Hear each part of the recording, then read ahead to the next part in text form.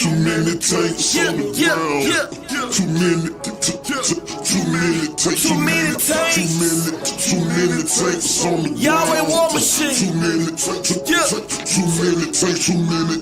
I can tell that you wanna see me losing control, at the same time losing my soul. Tryna move on the low, but the still can't escape. Full of view on the scope, if you move, you will go. When the tank's on the ground, better move out the road. Gotta flow like a hookah lounge, who won't smoke? If you choose to provoke, I might loosen the rope enough not to leave a bruise on your throat. The movement's strong, strong enough to make a bunch of grown men spray hatred like cologne. We got too much out here going on in the path you traveling, Rocky Sylvester Stallone. But you and I leave it alone. Michael B. Jordan trying to get a creed of your own, just leave me alone. How you gonna talk like a boss? You don't even own the keys to your home. You don't wanna see me in the zone. Blood of a king in my veins, I belong on the throne with a queen of my own. Infatuated by the muscle tone of my body, love squeezing my arm. If we in the war with the other side, why you not taking shots at the other guy? Let me summarize, you advertise black on black crime and antagonize. When I analyze it with my higher mind and mix my Virgo nature with the fire sign, I can see it clearly. Got too much eye point of view higher than the birds fly. No code of honor like the samurai, they just target practice for me bullseye. You a clout chaser working full time and your paradigm is a narrow mind. All the angels in heaven listen when I'm sharing mine. I'm giving back to the culture, I'm in the back of the Rover. Why you at home with your back on the sofa? I'm having a moment,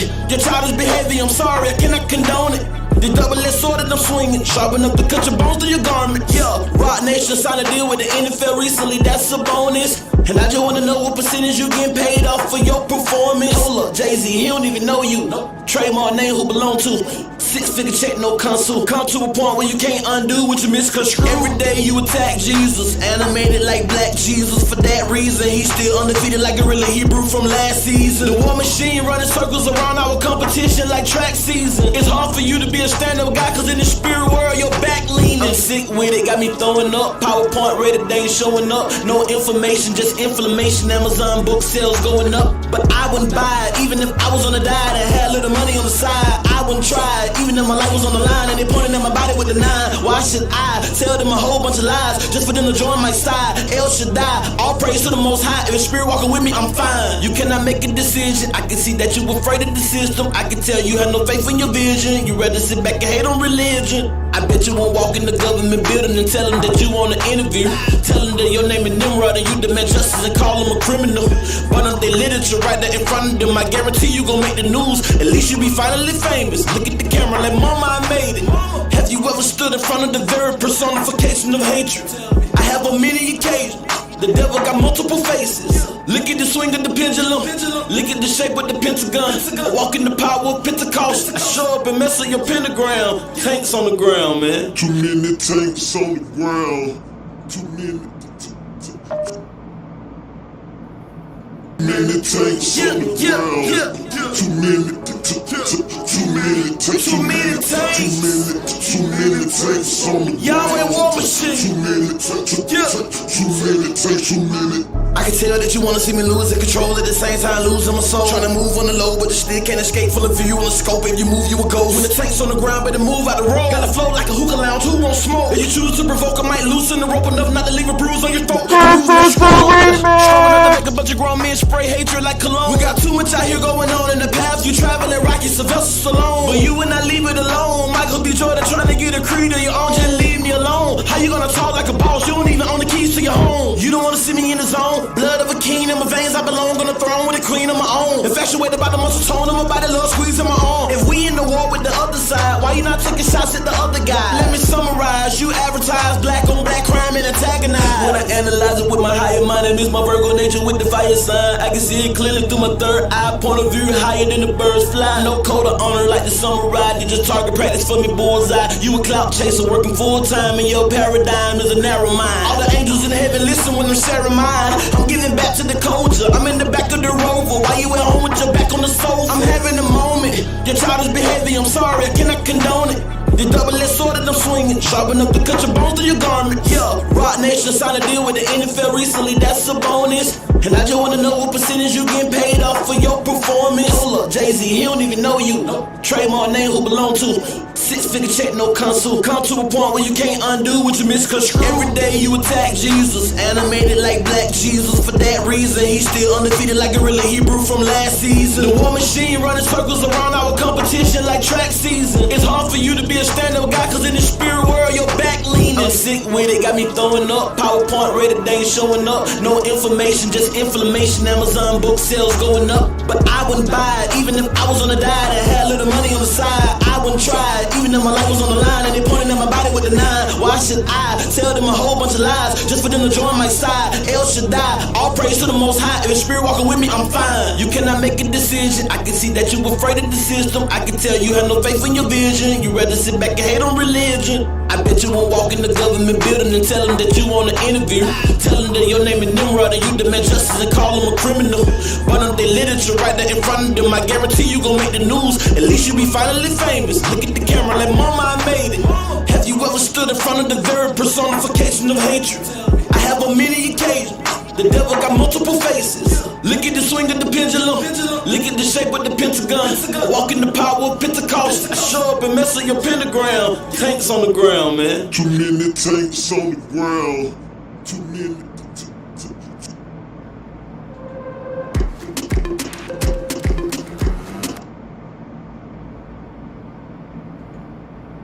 Peace, family. This is your boy Solomon. I am here live with Yarah bin Nazareth and brother Nyame. So when you come in the building, hit the like button. Hit the like button when you come in the building, family. This is the Solar Vision Debate League. And this is a marquee matchup, I must admit. The topic, the Aryan Indo-European migration factor fiction. And this was a heated topic going back into the off season. We know this. There was a lot of friction going on with this topic. So we're going to get down to the nitty gritty. See, the off season, this is where you do all your barking. But in the regular season, this is where you do all the biting. So we're going to see who has a stronger bite tonight. Once again, Yarah bin Nazareth is going up against Nyame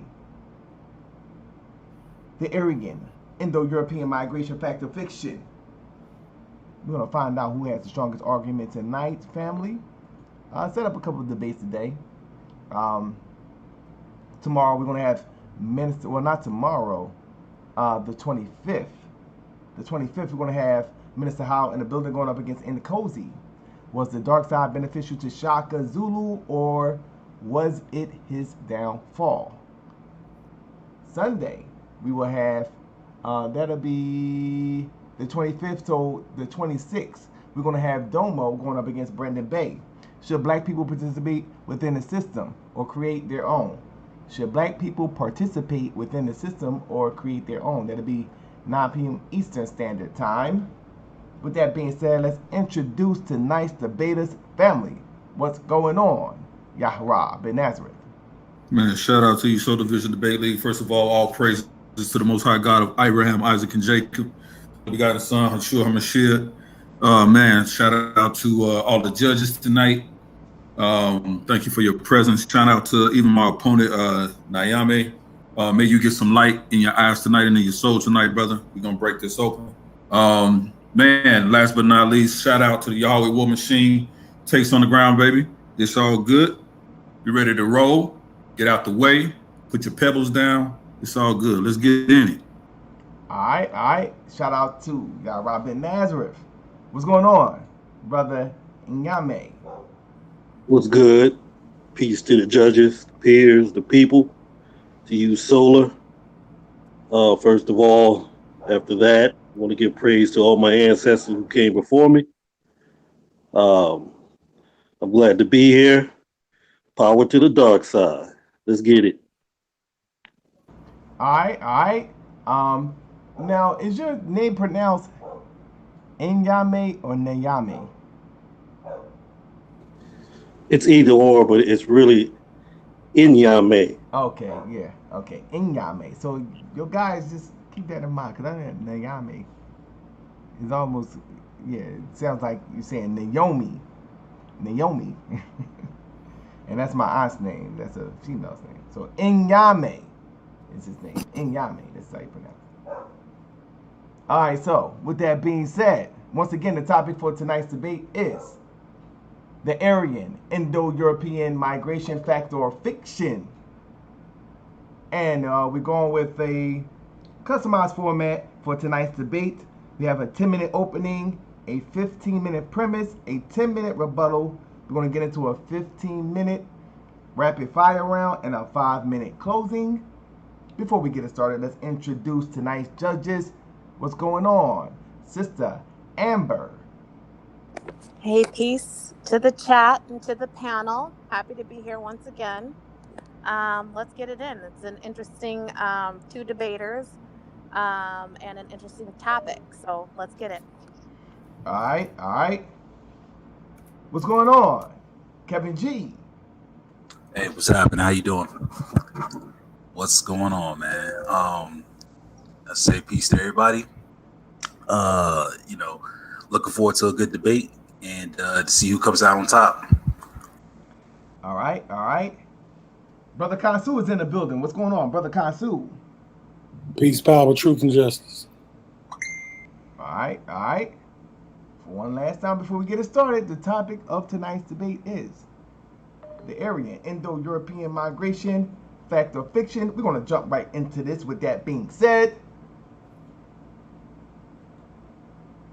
set this timer for 10 minutes, and it's on. Yarah bin Nazareth. He's first up the bat, so Yarah, whenever you're ready, you could begin. All right. Opening, brother. Am I sharing my screen? Give me 1 second while I pull it up. Okay, it is sharing now. Hold on. Is that you? Yeah, that's you. Yeah, you're sharing now, brother. That's me. All right, let's get into it. My opening premise: the Aryan migration theory is fiction. So our point what we need to do is first defining the Indo-Aryan migration invasion theory. That's actually the debate. Defining the Indo-Aryan migration invasion theory. Theory suggesting that the Arabian culture of the Indus River Valley was assimilated during the migration of the Aryan people into Northwest India circa 3000 to 15,000 BCE. My opponent's position: the white supremacist propaganda of an Indo-Aryan invasion, often used to explain early settlements in the Indian subcontinent, is a myth.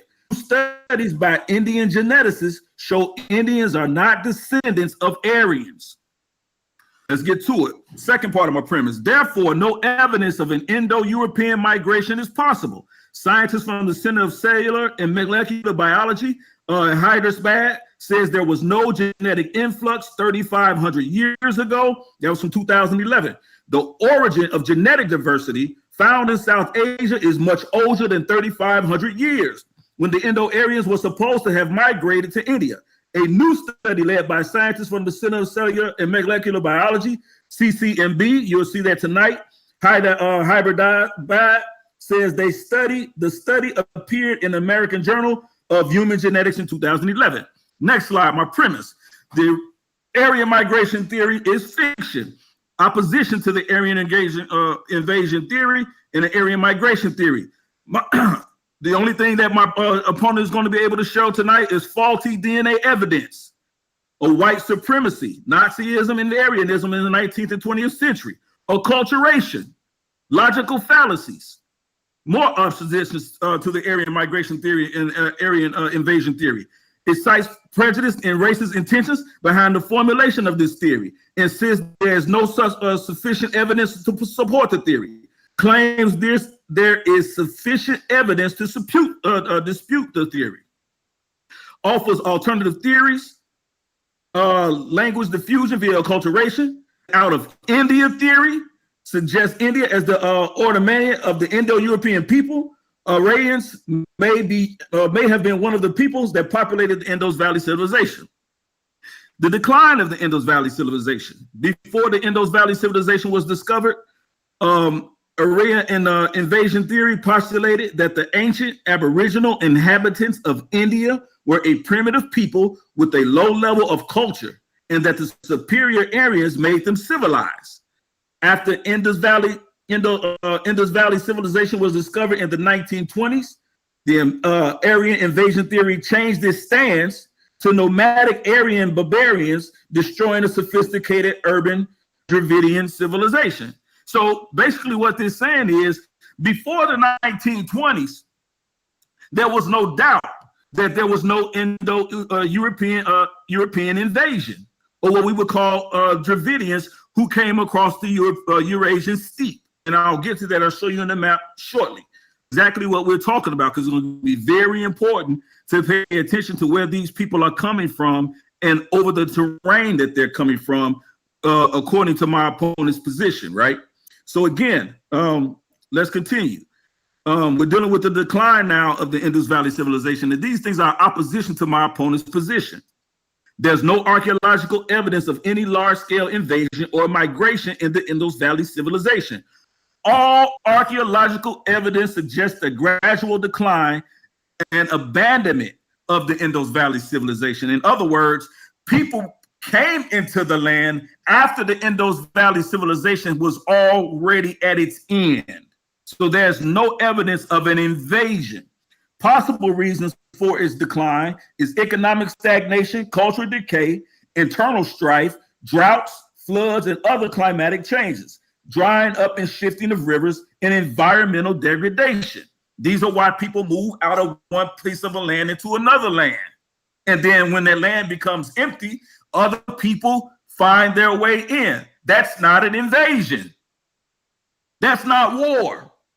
Can't prove it based on what the Aryan Indo-migration theory postulates. They postulate it's not just merely one people moving from one place to another, but there was an invasion and a war, a takeover. There's no evidence of that, people. Let's continue. The literary evidence disputing the Aryan migration theory and the Aryan invasion theory. There's no mention, listen to this, people, because this is key. There's no mention of a large-scale invasion or migration into India in any ancient Indian texts, Aryan or Dravidian. There's no mention of it in the Vedas. Dravidians have no recollection of being driven out of any migrating from or even migrating from the Indus Valley civilization. Instead, there is a Tamil legend that Tamilians came from an island off the coast of southern India. Still makes them Indians, right? References to battles, forts, and sites could be related to internal fighting between Aryan tribes. Dasi is one of the tribes in the Vedas with which the Aryans were almost incessantly at war with, were actually an Iranian branch of the Indo-Aryan people, not Dravidians, who my opponent is going to try to tell you are the people who came across from the Eurasian steppe. These aren't the people. All right, let's continue. He's going to have to deal with something and answer some questions tonight that no one has been able to do in regards to the Aryan invasion theory or the Aryan invasion migration or the Aryan migration theory. He's going to answer these two questions. They're called Frawley's paradoxes. And David Frawley, this is key, judges, this is key. David Frawley, born in 1950, is an American Hindu teacher and a Hinduva activist. He asked these two questions. He postulated, he posed these two paradoxes. How did a nomadic pastoral tribe like the Aryans develop a sophisticated language like Sanskrit, while the inhabitants of the urbanized Indus Valley culture apparently had no written language? So in other words, he's saying, how are these people who supposedly came in or invaded this land supposedly or allegedly, how did they come into a land and brought with them a remarkable Sanskrit language, a fully developed language, while the inhabitants of the urbanized people of the Indus Valley language had no written language at all? So in other words, even when you look through the history and when you look at all of the archaeological evidence, there is no way that these people, these Aryans, came in and they developed this Aryan Sanskrit, this Sanskrit language, this language that was known thousands and thousands and thousands of years before the supposedly Aryan migration occurred. The reason why the literature is very important tonight to understand that the Sanskrit writing in the Vedas, in the Indian text, is because there's no mention of them in any of it. But coming to the 1920s and fast forward, the lie has been told and formulated that these people actually are the developers of this Indo-Aryan language, which they call the Sanskrit. It's a lie. And we're going to get into that. We're going to get into that. Number two, chariots are vehicles best suited for flat terrains. So this is another important question. How did the Aryans drive through the mountains of the Hindu Kush? So when you look at that steep, the mountainous region, in order for an invasion to take place, in order for them to have even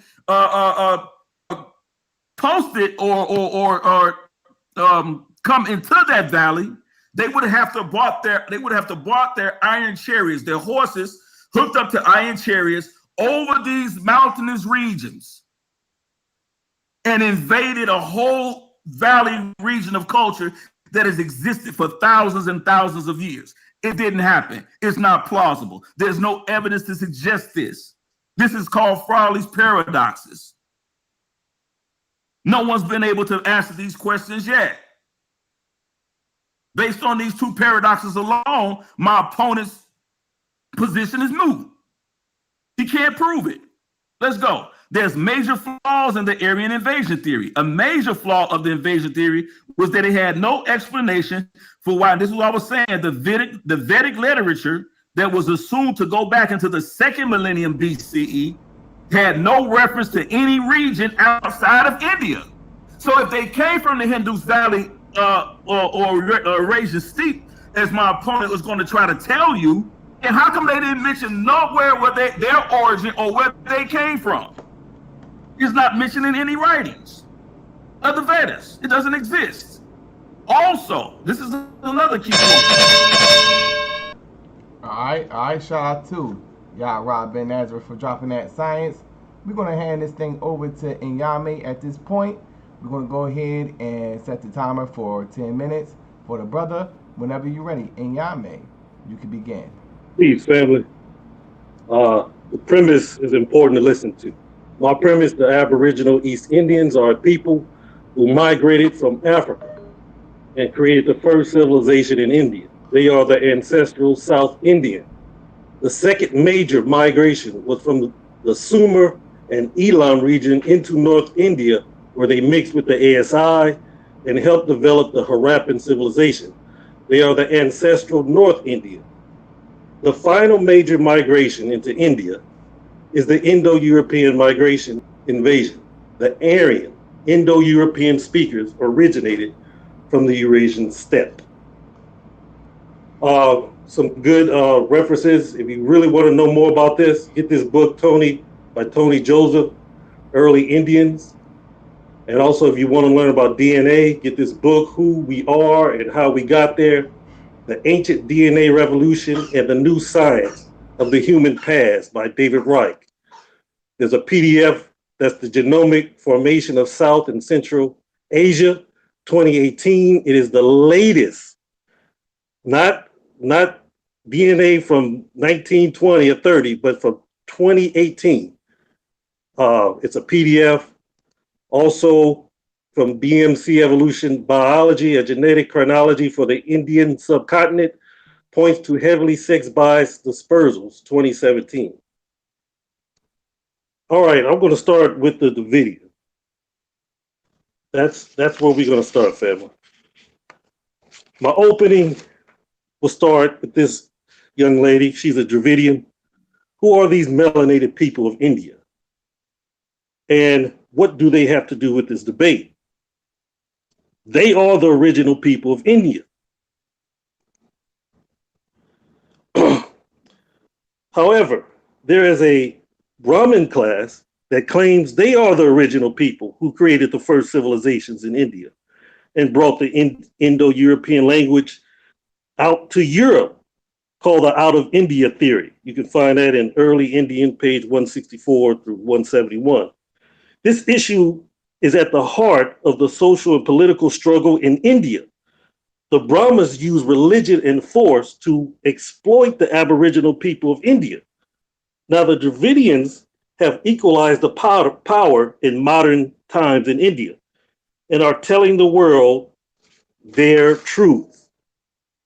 There was another claim by European linguists and archaeologists that claim that the Europeans brought civilization to India, the Aryan race theory, and that they was the superior race. It's called the ART. That theory has been debunked a long time ago and has been found to be unscientific. So I'm not talking about the Aryan race theory. The Indo-European migration or Aryan migration theory, which is the latest theory, is based on Indo-European languages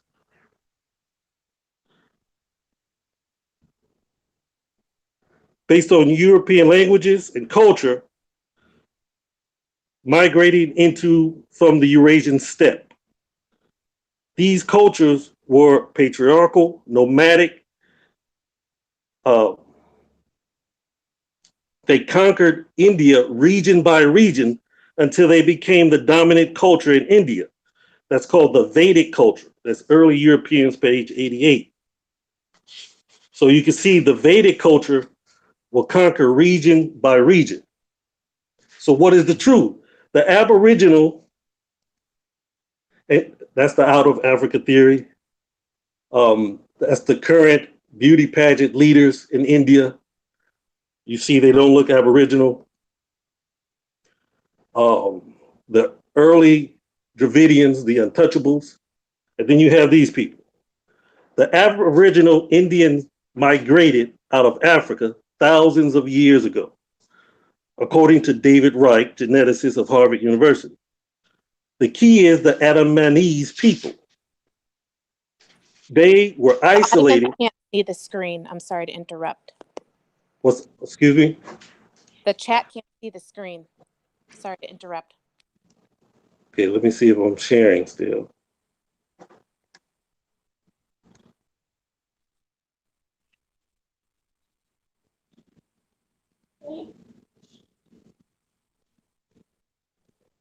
Can they see it now?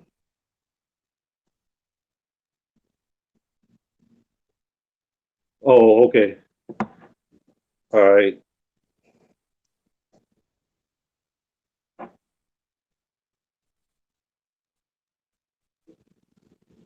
I'm just going to go through it just a little bit.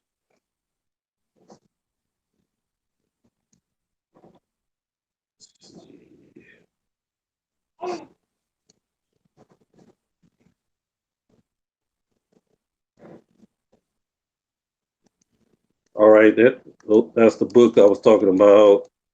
Let's see, the Dravidian. That's the Brahmins of today, out of India theory. That's today's beauty pageant winners of India. They don't look Aboriginal to me. These are the untouchability, the Dalit, and these are the Adamanese. And as I said, from David Reich, geneticist of Harvard University, the key is the Adamanese people. They were isolated from any admixtures of outside populations for over 10,000 years. The oldest DNA found in India has a direct lineage with them.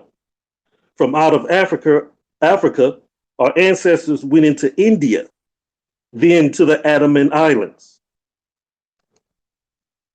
And so if you see the chart, they crossed East Africa, over Saudi Arabia, right into India. That's the route that they took. And because they all lived in the tropical zone, they all kept that same look. So that's how the first Indians would have looked. And this is from a genetic chronology by geneticist, I forget his name, David Wright, geneticist David Wright. So that's the ancestral South, the ASI, that's who they are. So where did the Brahmins come from? Well, I will show that in my premise and why the Indo-European migration and Aryan migration invasion is a fact. Thank you.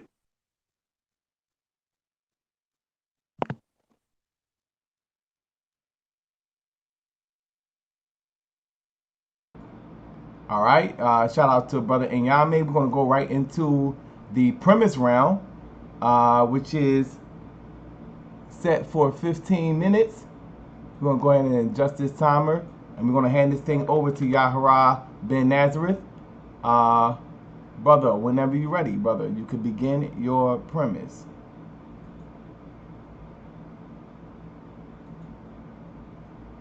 Yarah, unmute your mic, brother.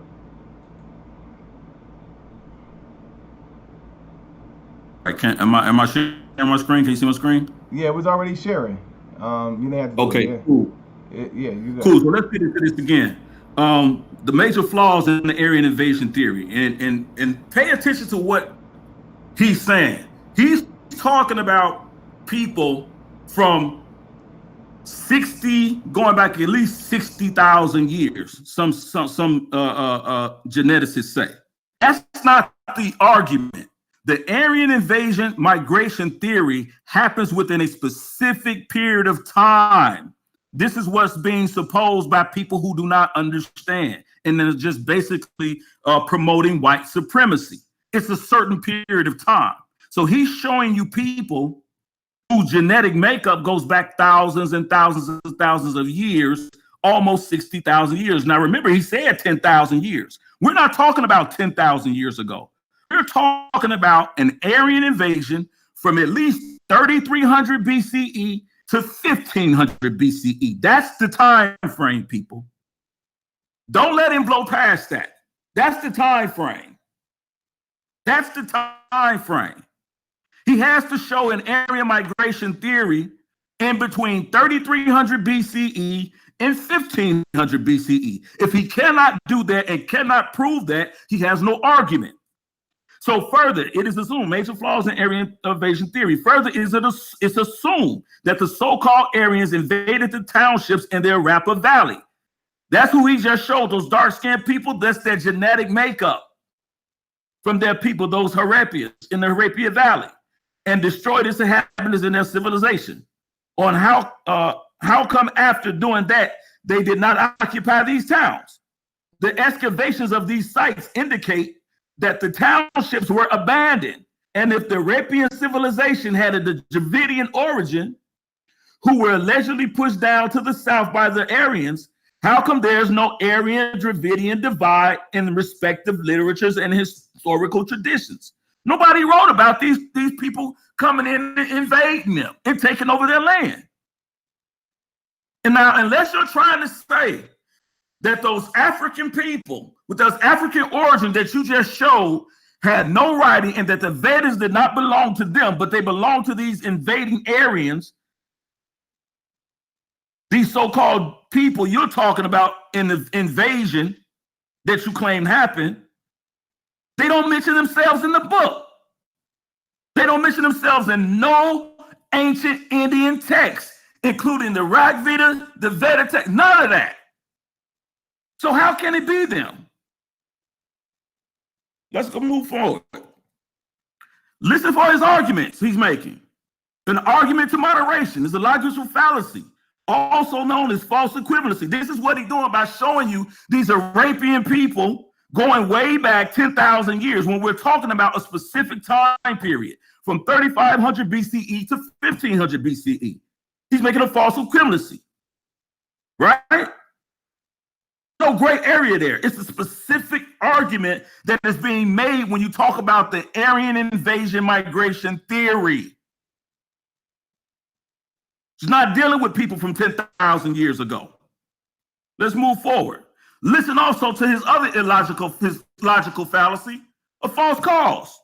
This is when the debater points out as the cause of an event something that is not the actual cause, or the debater has insufficient evidence for making a casual link. And this is what he's trying to do, trying to make a casual link for people 10,000 years ago to this specific time period in which the Asian invasion migration theory holds that it's from 3,300 BCE to 1,500 BCE. Your argument is out the door. It's a false cause, a logical fallacy. Let's move forward. New research debunks Aryan invasion theory. Now, let me do this real quick because he brought up Tony Joseph, and I knew he would do this. Let me see if I can get to it quickly, people. Let me see if I can get to it quickly. Because he showed you a book that he wanted you to read, and I suggest you do not buy the book. I suggest you ignore his recommendation. Now here it is right here. Tony Joseph Debunked. This is the book he showed people, or this is the book that he talked about. I don't think his screen was showing, but he mentioned Tony Joseph. Tony Joseph Debunked. The name Caucasus is a Latin name, former Caucasus, which is the ancient Greek geographicals and historians use. This is also a part of his book. He goes through these different things.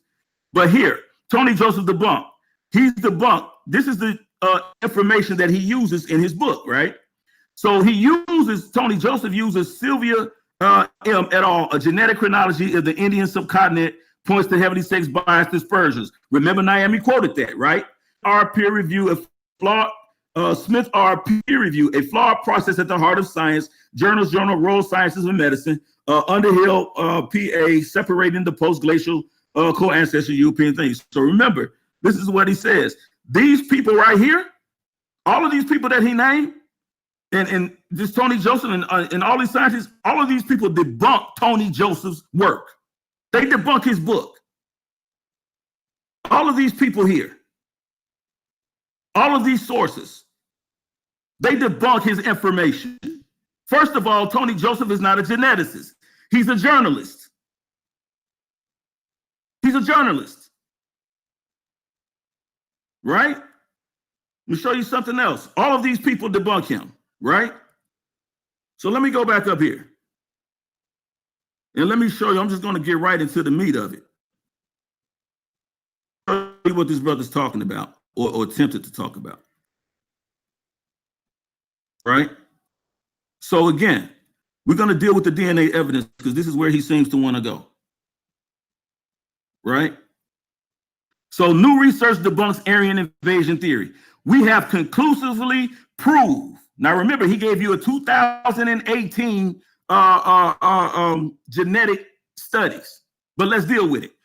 New research debunks Aryan invasion theory. We have conclusively proved that there never existed any Aryans or Dravidians in the Indian subcontinent. That's the Indus Valley people. The Aryan Dravidian classification was nothing but a misinformation campaign carried out by people with vested interests. This is Professor Lajal Singh, the Vice Chancellor in Banaras Hindu University, one of the top universities in India. This was a quote from 2018. Listen to this. The findings of a 3-year research by a team of scientists, including Professor Singh and others from various countries, was published in the American Journal of Human Genetics in its issue dated December 9th, 2018. And you can go there and you can read where they completely and conclusively debunk any known evidence or any idea of an Indian migration theory. Did not happen, people, right? New research debunks Aryan invasion theory. Dr. Jashwana Chabi Estonia of the Biocenter of Tartu, Estonia, right? This is what he says. No foreign genes or DNA has entered the Indian mainstream in the last 60,000 years. 60,000 years. There's no evidence of admixture.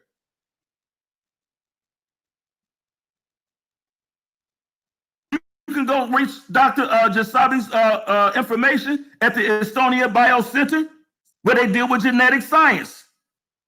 Doesn't exist. Dr.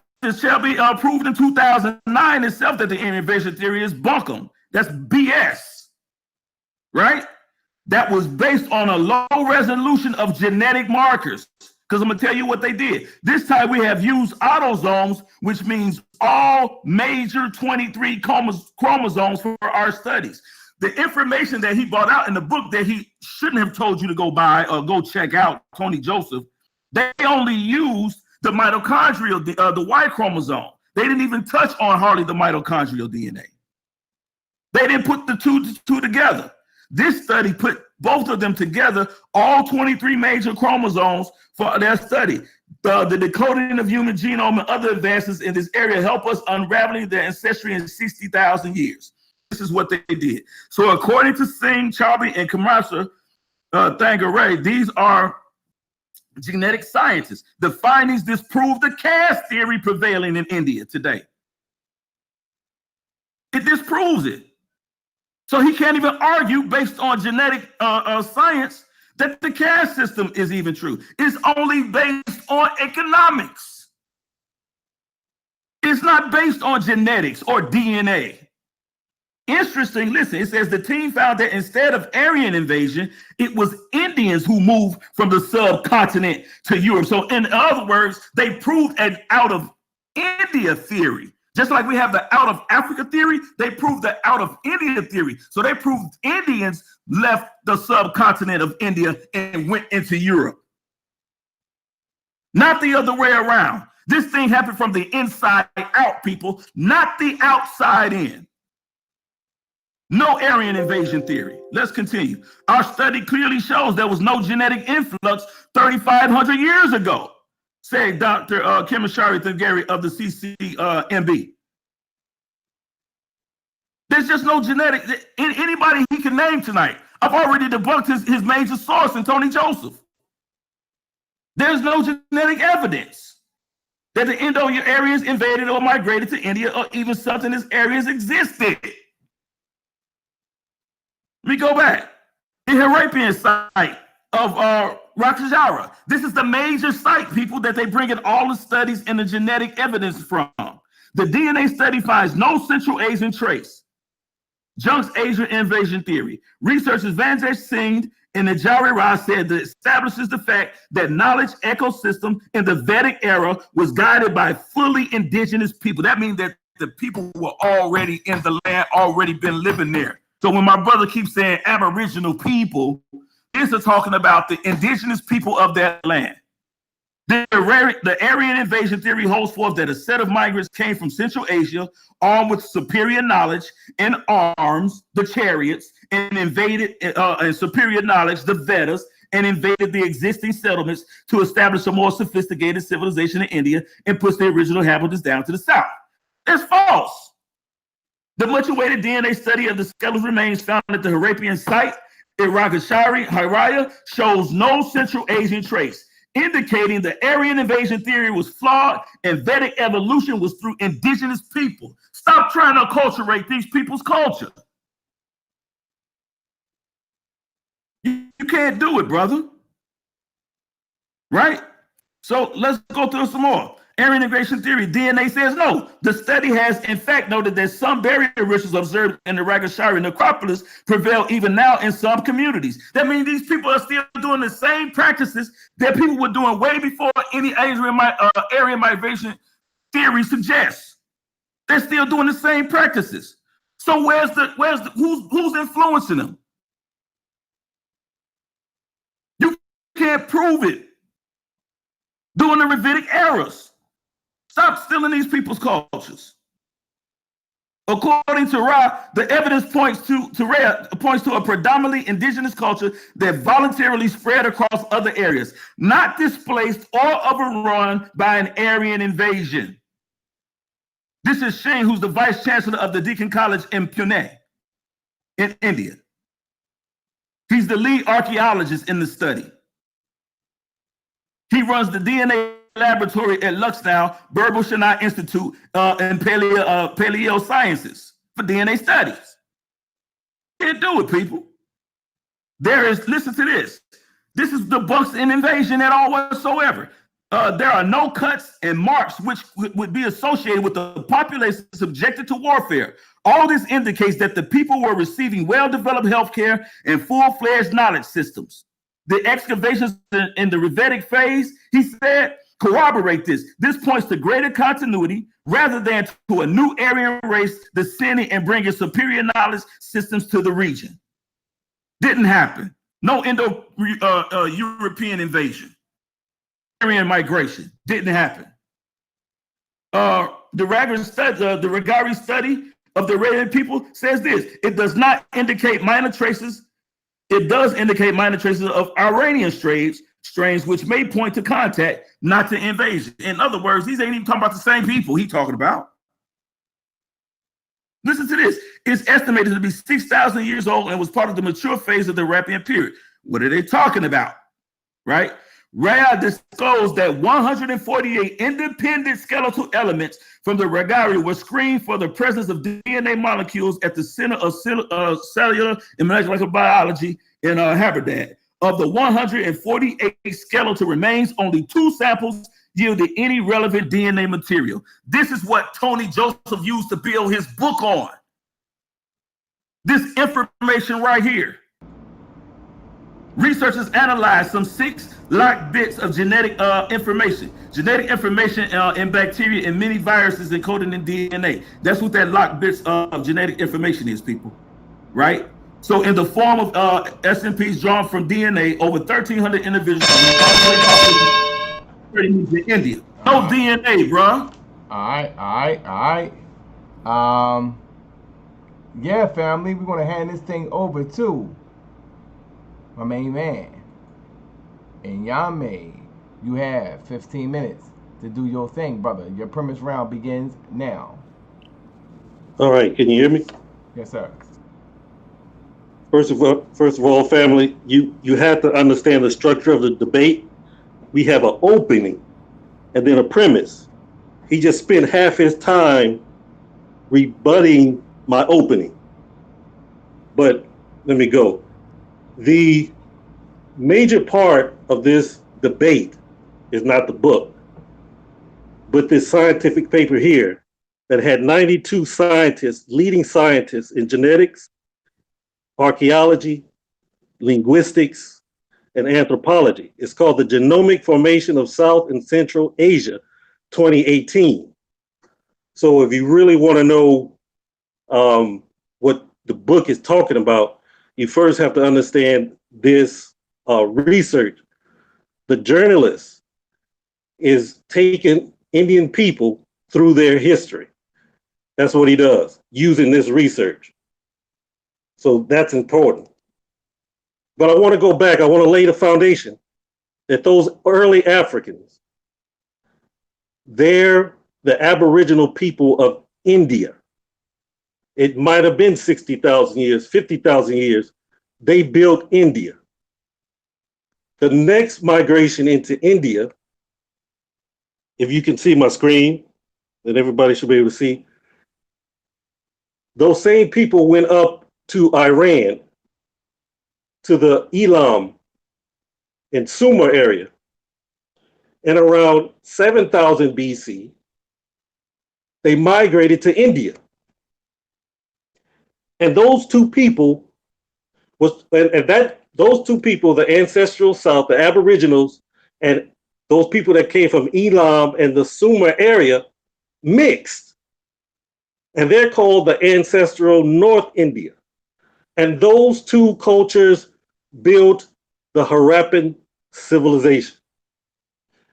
The foundations of the civilization was already the Aboriginal people there, but these people that came from they call them Iranian farmers. And again, you can read that in the Genomic Formation of South and Central Asia. You can read that with David Reich's work. It's called Who We Are and Where We Come From. So these two groups are the ancestral North Indian and the ancestral South Indian, and they build the Harappan civilization. Now, this is important, people. This also comes from the book. This is why you have to pay attention. The Indus Valley civilization declined around 1800 BCE, and scholars debate which factors resulted in the civilization's demise. One theory suggested that a nomadic Indo-European tribe called the Aryans invaded and conquered the Indus Valley civilization. Though more recent evidence tends to contradict this claim, many scholars believe that the collapse of the Indus Valley civilization was caused by climate change. Some experts believe the drying of the Saraswati River, which began around 1900 BCE, was the main cause for the climate change, while others conclude that a great flood struck the area. So in Tony Joseph's book, he goes through that, what happened, and that indeed the Harappan civilization declined. And as they started to dismerse from the Harappan civilization, something else happened to them. But I want to go through what happened to them. As one group went to one direction from the Harappan civilization, one went east, one went west, one went south. Something else was going on in the Eurasian steppe. These people are called the Yamnaya. And these are your Indo-Europeans. The study that put the question of Indo-European language speakers migrating into India to rest, the speakers migrating to India to rest, was released recently as 31st March 2018 and was titled The Genomic Formation of South and Central Asia. This is 2018. We're not talking about 2009. We're not talking about a theory in 1920. We're using science here. Science updates their information. So the Indo-European migration invasion theory has been upgraded, and you have to have the latest information. You can't go off of old information. So the study showed that a great majority of the people speaking Indo-European languages in Europe and Asia today carry ancestry that is related to steppe pastoralists known as the Yamnaya. The steppe is a vast region of grassland, shrublands, and savanna that extends from Central Europe to China, over 8,000 kilometers. The Yamnaya burst upon Europe around 3000 BCE. This new influx into Europe was reflected by a new culture called the corded ware culture. Corded ware refers to a distinctive style of pottery. The Yamnaya were a patriarchal society who through military victory in terms of successfully imposing a new administrative system, a new language and religion upon the indigenous groups within Europe. The transition from the Mediterranean cult of the mother goddess to a patriarchal society and the worship of a warlike Zeus or Deus. That's from Maria Gambuta's The Kurgan Hypothesis. And you also can find this in Early Indians, page 174. And here's a picture of where the Yamnaya was located and how they were next to the coded ware and how those two groups mixed in the Eurasian steppe. The next photo is a picture. Oh man, a next picture of the coded ware culture and how they spread into all the way over to the British Isles, all the way over to the Celtic area, down into Greece, down into the Roman area. They affected the Scythians, but the part that we need to know is the Sintashta. That's right above India. There was another culture there, and then that culture went south into India. The Yamnaya went west and created the coded ware culture. They expanded into Russia and created the Sintashta and Archean cultures. Both are known for the Kurgans they created. Both cultures are described in the Rig Veda, Early Indians, page 176. And a Kurgan is a burial ground. They put these rocks on top of their king, and guess what? They put the rocks on top of a horse, the king's horse. So what culture does this but those Europeans? I know you've seen all the movies, the King Arthur and all these movies where they practically worship horses. Even when a king dies, they go through a ritual of horse sacrifice. That started in the Eurasian steppe family and then went down into India. It didn't start from India and go up. This is a European culture. The parallels in the Rig Veda 10.18 to a Kurgan, let them bury death in this hill, a roofed burial chamber supported with posts. Let the fathers hold up this pillar for you, and with short walls, show up the earth all around you. Also, the horse sacrifice at a royal timber post and plank shoring walls. The horse sacrifice at a royal funeral is described in Rig Veda 1.162. And I'm showing the picture of how Europeans honored the king and his horse. You see the Scythian. The Scythian was part of that Indo-European migration. The Vedic period or Vedic age from 1500 to 500 BC is the period in the history of northern India subcontinent between the end of the urban Indus Valley civilization and a second urbanization which began in the central Indo-Gangic plain. The common accepted period of early Vedic age is dated back to the second millennium BCE after the collapse of the Indus Valley civilization, which ended in 1900 BCE. The most well-known of the new religious sacrifices that arose in this period were the Ashvamedha horse sacrifices. This sacrifice involves setting a consecrated horse free to roam the kingdom for a year.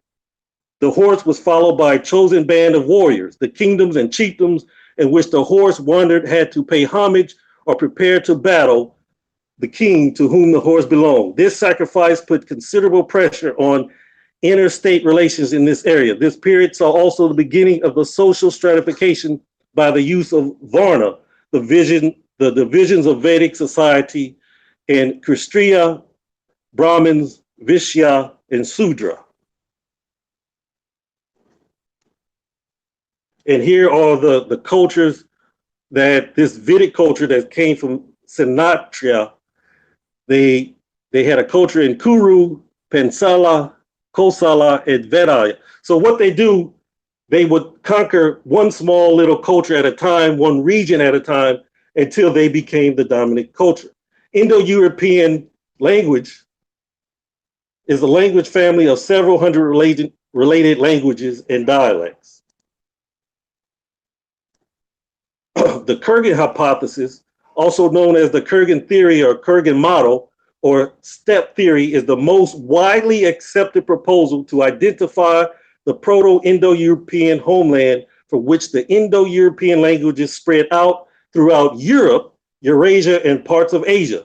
It postulates that the people of the Kurgan culture and the Pontic steppe north of the Black Sea were the most likely speakers of the Proto-Indo-European language. And here you can see today how the world is speaking Indo-European languages, how it dominates Europe, the Americas, South America, Africa. These are European people, not Indian people. And on this page, I'm showing the similarities between Sanskrit, Avestan, which is a Persian language, and Greek. Asmi, Abmi, Imi means I am. Nara, Nar, Anar means man. That's in Sanskrit, Avestan, Greek. This is how they know they share a common family. Down to the genetics, R1A, M417 family. This is a European marker. It's not an Indian marker. It is a European marker. I want to read something from Tony Joseph's book. I have to find a page.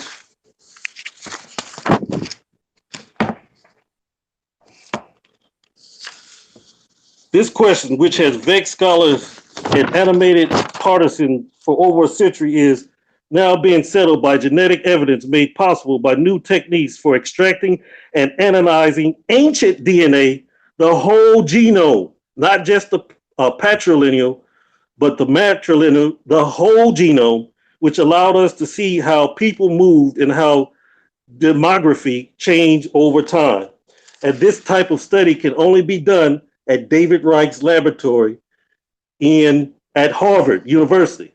That's the latest technology. The R1A lineages in the world today, a map of R1A M417 distribution would show it extending from Scandinavia to South Asia, covering almost all of the Indo-European language speaking world. Can we look more closely at R1A M417 and see how it is distributed around the world? Yes, we can. And this is what it shows. R1A M417 split into two groups, R1A Z28 and R1A Z93 around 3800 BCE with very different distribution patterns. R1A Z2A2 is seen only in Europe, while R1A Z93 is seen in parts of Central Asia and South Asia, and accounts for almost all the R1 lineages in India.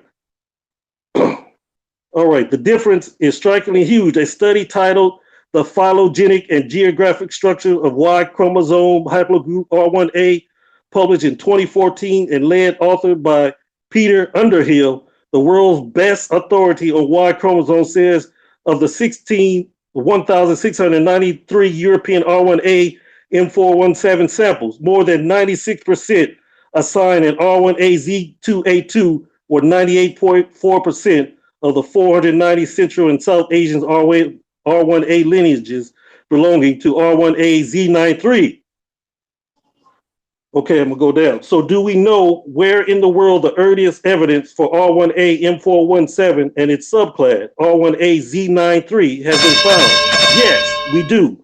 The oldest R1A M417 was found in the Ukraine, not in India, dated to between 5,000 and 3,500 BCE, as reported in the paper, The Genomic History of Southeastern Europe, published in 2017. It was also discovered in Samaria, Russia.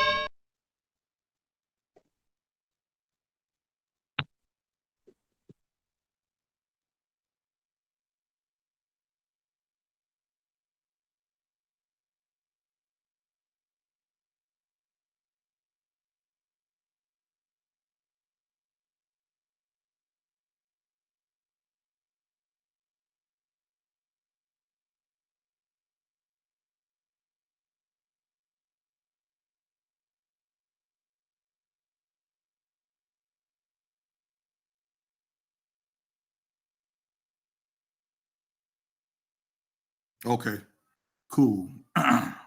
Let's get it here. All right, can you see my screen?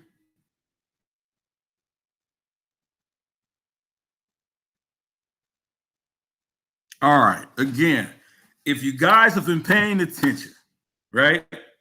He's still reading from Tony Joseph, the journalist, not Tony Joseph, the geneticist, not Tony Joseph, the medical doctor, not Tony Joseph, the chiropractor, not Tony Joseph, anything medical or biologist or anything. He's reading Tony Joseph's book, The Journalist, full of his commentary. Full of his commentary. I've already debunked Tony Joseph's work right off the bat. It has been debunked. Some of those 92 scholars that he's talking about that did the work with David Reich, the three geneticists that I mentioned earlier, they were on the same team with David Reich, and they actually debunks the information. It's not what Tony Joseph says it is, right?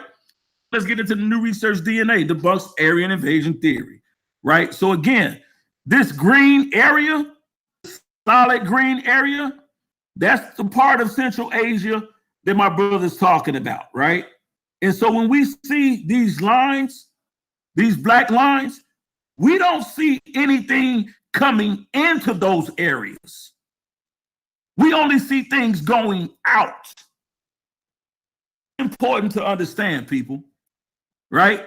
He also brought out this article right here, which if he actually read it, he would know it. This article, this paper here, this genetic research paper here, the genetic ancestry of modern Indus Valley populations from Northwest India, actually debunks his arguments clearly.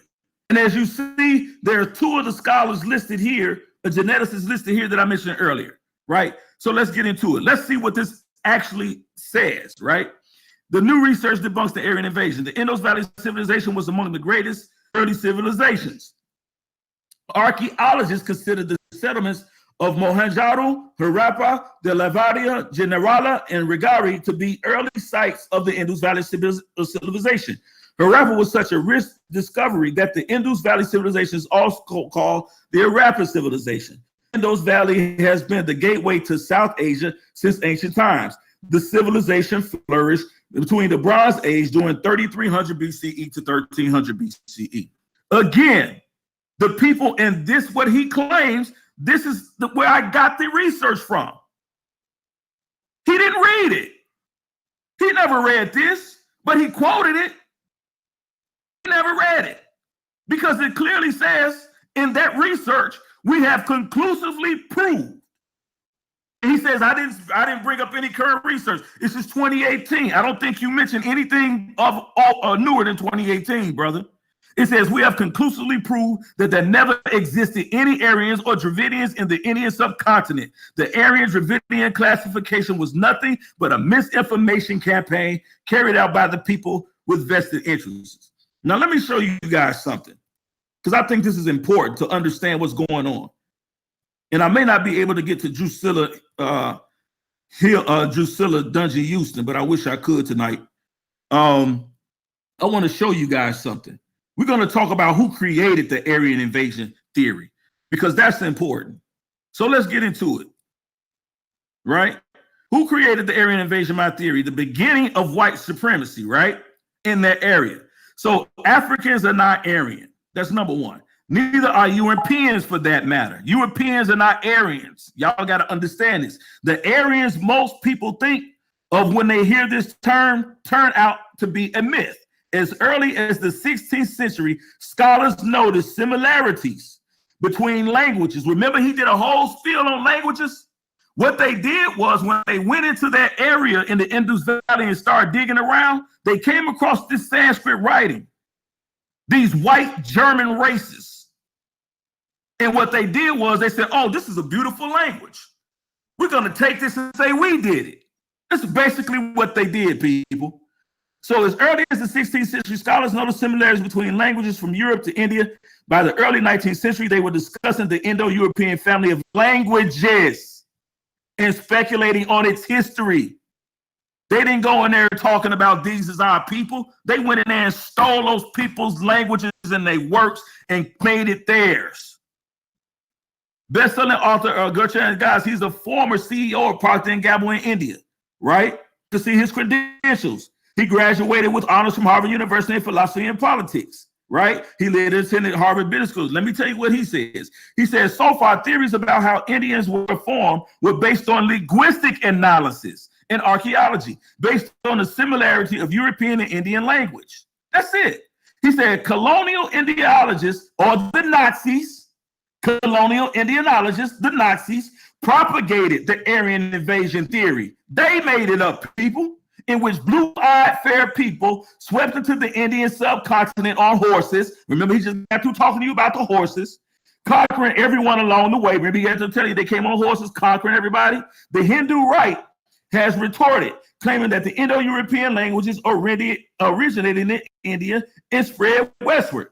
Who are the Indians? Genetics is bringing bad news for politics of identity. We are migrants. Das economic. This is where you can read where he makes this quote about these people. Now, who's the person that actually started this Indo-Aryan migration? The theory of Indo-Aryan migration was proposed in the mid-19th century by German linguist and Sanskrit scholar Max Muller. He had suggested that 3,500 years ago, a dramatic migration of Indo-European speakers from Central Asia played a key role in shaping contemporary South Asian populations, and this was responsible for the introduction of the language, people, family, and the caste system in India. He's the one that made up that whole caste system crap. He's the one that made up the Aryan individuals. These people never even referred to themselves as anything like that. You don't see that 3,500 years ago. Here's the source. C.G. Max Muller, the philosopher linguist, Bulletin of the Deccan College Research Institute 34. You can read it again. That's on JSTOR. Listen to what he quotes, people. He says, I have declared again and again that if I say Aryans or Aryans, I mean neither blood, nor bones, nor hair, nor skull. I mean simply those who speak an Aryan language. He's not talking about phenology. He's not talking about DNA. He's not even saying when he made this crap up that he was even talking about real people. He's talking about the language that he says looks like the language we speak. So Aryan eyes and hair is greater as he said, listen, one who speaks of an Aryan race or Aryan blood, Aryan eyes and hair is as great as a sinner as a linguist who speaks of a diasyllabic dictionary or a pratysyllabic or a brachysyllabic grammar. You can't make the two go together, brother. They don't. You can read his words in the biography of words in the home of the Arias, 1888, page 120. Right? Let's go down even further. Get it, because this is nothing but an information campaign. Let's see exactly how it all kicked off, too. The city of Troy, which is located in what we would call the Indus Valley region today. When archaeologist Harry Sherman, another German, traveled to Ithaca, Greece in 1868, one goal was foremost in his mind, discovering the ancient city of Troy. Solomon found his epic city in the swastika. This is very important, on the Aegean coast of Turkey. There he continued with the excavations by British archaeologist Frank Calvert. Let me tell you what he did. He quickly realized that the site held 7 different layers. Layers and stratus. That means they had to, when they dig, they start at one level at the very top, and as they go down, they start to see who lived when, what, and how, depending on how many layers they go down, and they see different things. So when he got to the final layer, he found the city of Troy, right? And so the word swastika, when he dug up the city of Troy, he found these swastikas everywhere, right? So the word swastika means well-being, good existence. It's been in India for thousands of years. Anybody that knows anything about the Indus Valley, ask School of Understanding. He can tell you the swastika is not something that no Aryans brought into that land. That belonged to the Vedic people for thousands and thousands of years. So how is this the Indo-Aryan invasion? How is this stuff belong to the Aryans? They acculturated it. Let me show you. This is the rise of a stolen legacy. Do you see that swastika with the Indian deity on it? They stole it. You see the money from the people from that area here, the coins, right? With the inscription 368 has the swastika on it. Money don't lie. This ain't belong to them white folks. They made it up. Another rise of the stolen legacy, right? Troy existed 40,000 years ago. And let me show you what they did. Adolf Hitler, right? In Germany, right? Adolf Hitler and his Nazi party to control the country through dictatorship, right? Let's get it. This is why they use the term Aryan, right? So the Nazi propaganda. Paul Goebbels and French aristocrat Arthur de Gabineau and others made the connection between the mythical Aryans and the Germans. Did y'all hear that? The mythical Aryans and the Germans are the superior descendants of the early people now destined to lead the world towards greater advancement in conquering their neighbors. They made it up, people. They made it up. This is Joseph Goebbels, Hitler's minister of propaganda. The symbol also featured prominently Land West's propagandist, film Triumph and Will Wright's historian Malcolm Quinn. You see the swastika on his arm? They went in there in the Indus Valley and they dug down in Troy. They saw the beautiful Sanskrit writings. They saw the Vedic writings that they found, and they saw the swastika everywhere in the city of Troy, belonging to those Indus Valley people, and they acculturated it. They stole it. They called it a myth themselves. They knew it was a myth. They made it up. European misappropriation of Sanskrit. They stole it. The construction of the Aryan race identity, one of the ideological roots of Nazism. The Sanskrit word Arya is an adjective that means noble or pure. For example, the famous these people made it up. All right, shout out to Yarah Ben Nazareth. Shout out to Yarah Ben Nazareth for breaking this whole thing down to the last compound. We're going to hand this thing over to Nyame so he could do the same thing. So, with that being said, Nyame, it is on you, brother, whenever you're ready. Peace, family. You showing my screen? Give me one quick second.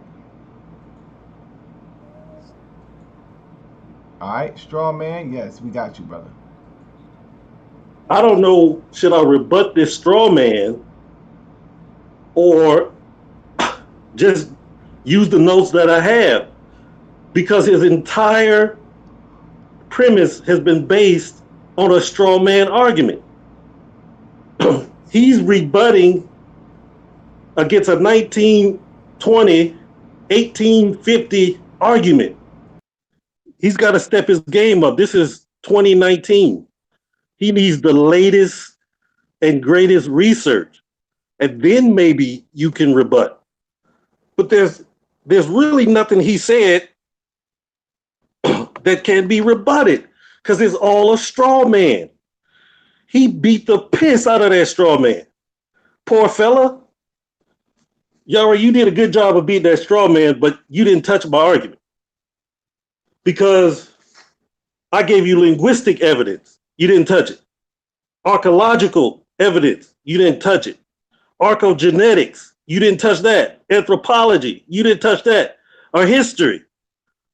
But you beat the piss out of the Aryan race theory, which I already said in my opening was debunked and found to be pseudoscience. So family, what I could do is the argument that he's trying to make an argument that the Indian people left India and went out into Europe and gave the Europeans the Indo-European language, because Sanskrit, which the Europeans speak, is an Indo-European language. And there had to be a migration, because half the goddamn world speaks an Indo-European language. So it had to migrate. But we know that Indian people didn't leave India and go into Europe and then turn into Greeks, Scythians, Romans, Ostrogoths, Visigoths, Anglo-Saxons, Normans. Those are not Indian people. I showed you the Aboriginal Indian, the first one in India, what he looked like. And yes, he's in a tropical area and a subtropical area. He would have had mutations, but not that deep to look like Val Kilmer. He didn't look like Julius Caesar. So we know, and the debate, was there Aryan migration into India? I've shown the evidence that there was an Indo-Aryan or Aryan-Indo migration from the steppe of Eurasia into India. And again, I proved it. Well, I gave the evidence for it. But I showed you that the indigenous Indian had a mixture of people that came from the Euphrates area, called the Iranian farmers. They used to trade with those indigenous Indians, and they created the Harappan civilization. I don't know why he keeps giving evidence about the Harappan civilization, because I agreed that it's indigenous and that it went through a slow decline. And as it declined, the Vedic cultures came into India, and over time, they would control region by region until they became the dominant caste, the Brahmin caste. That's the argument. That's what the evidence I have shown. But I don't want to beat on his straw man that he created, because he beat the piss out of that straw man, the Aryan race theory, which was already dead and buried, and nobody even talks about that no more. Nobody talks about Hitler and what Hitler said and that pseudoscience. 2017, 2018, he keeps bringing up Tony Joseph, but you have to go to the studies of David Reich and Harvard University. That's where the studies are. So I don't know what more I can say or what more I can debunk, because his argument is flawed. He's arguing just flawed theories. And we know that there was no migration out of India into Europe. I mean, there's no visual evidence of that. How are these melon-dominated people going to go into Europe and then turn white? That didn't happen. So I'm just going to read a little bit just to finish this off.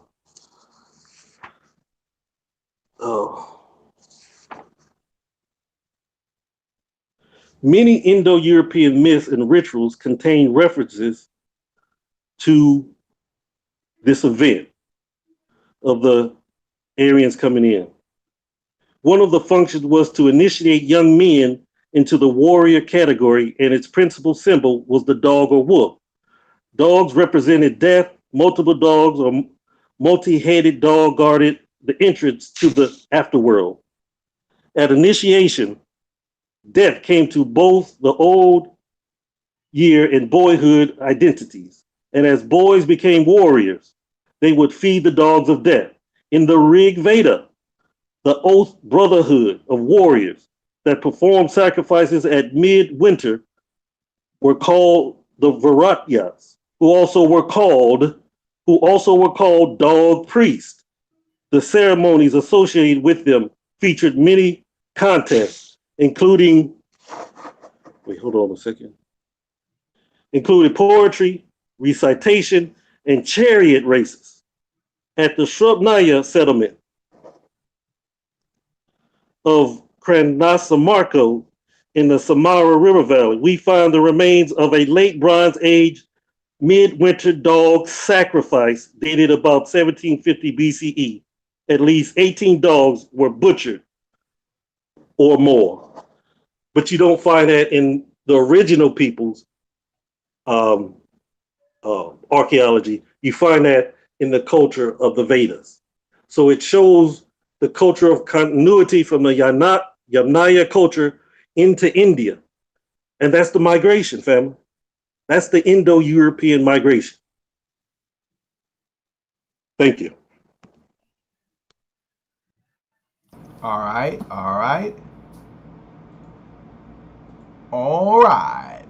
We're gonna go ahead and once again shout out to brother Nyame for dropping that science. We're gonna go ahead and get into the rapid fire round. The rapid fire round is now in session. So let's get it, family. Religion Debate League presents Rapid Interrogation.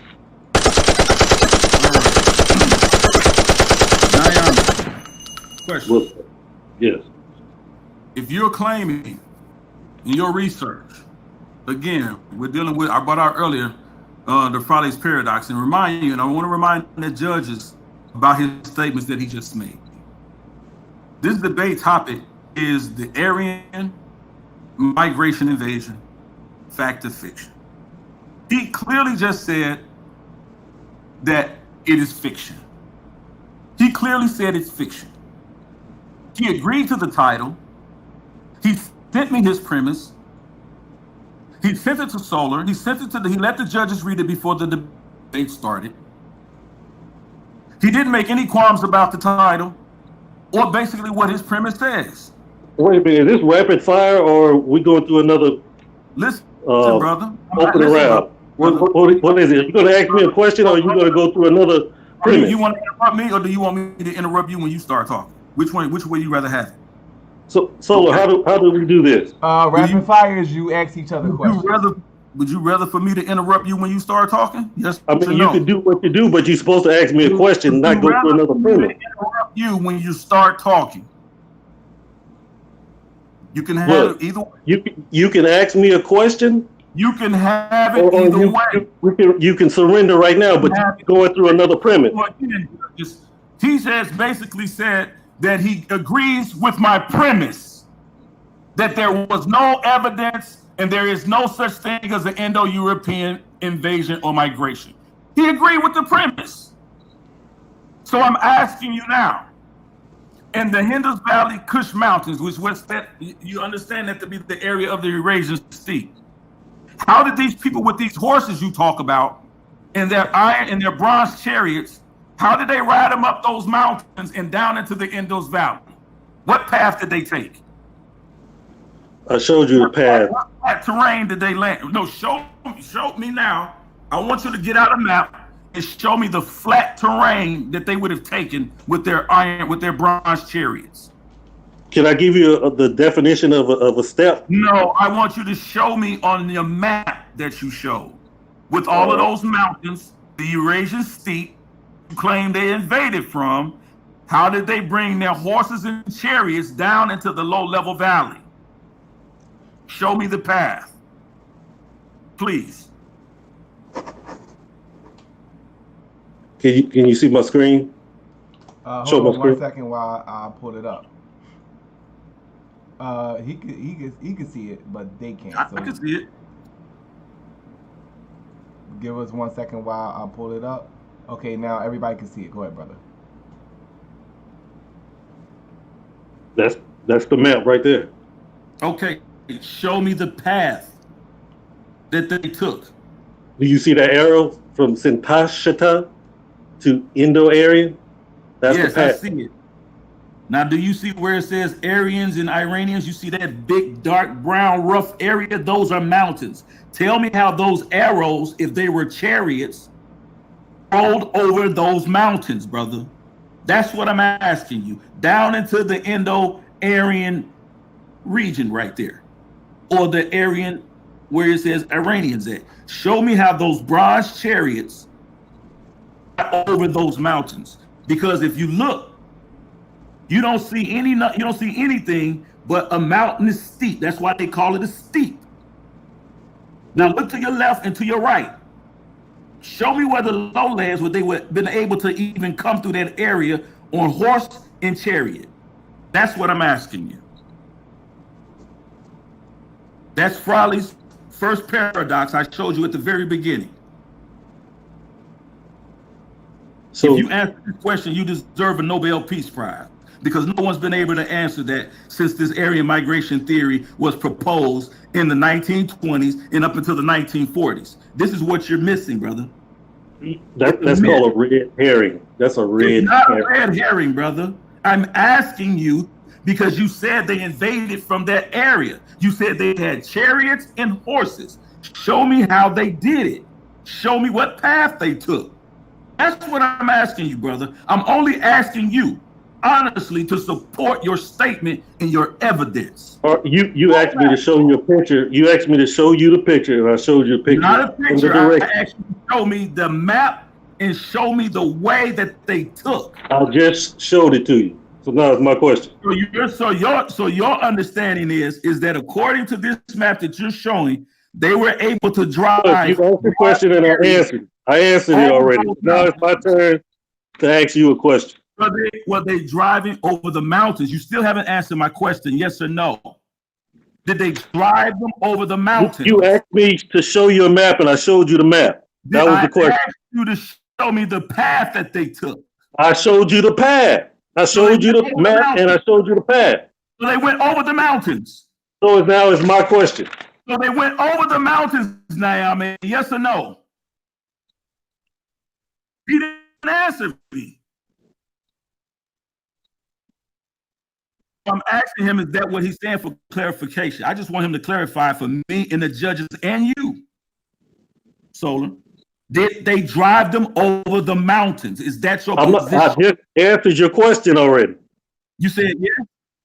So you said yes.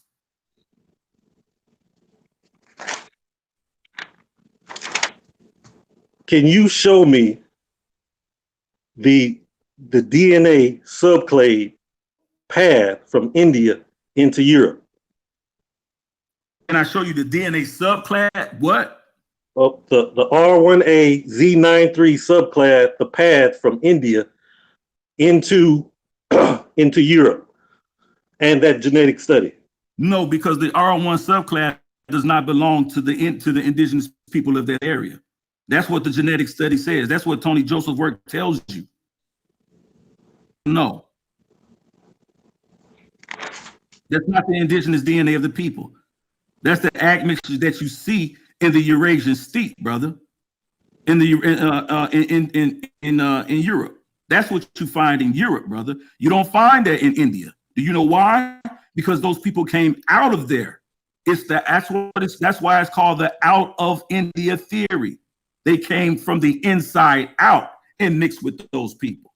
That's R1AZ93 has a high frequency of up to 70% in India. Brother, that has nothing to do with the reason why those people came out of that area and into Europe. And when you look at your map, you see a map, you still got your map up?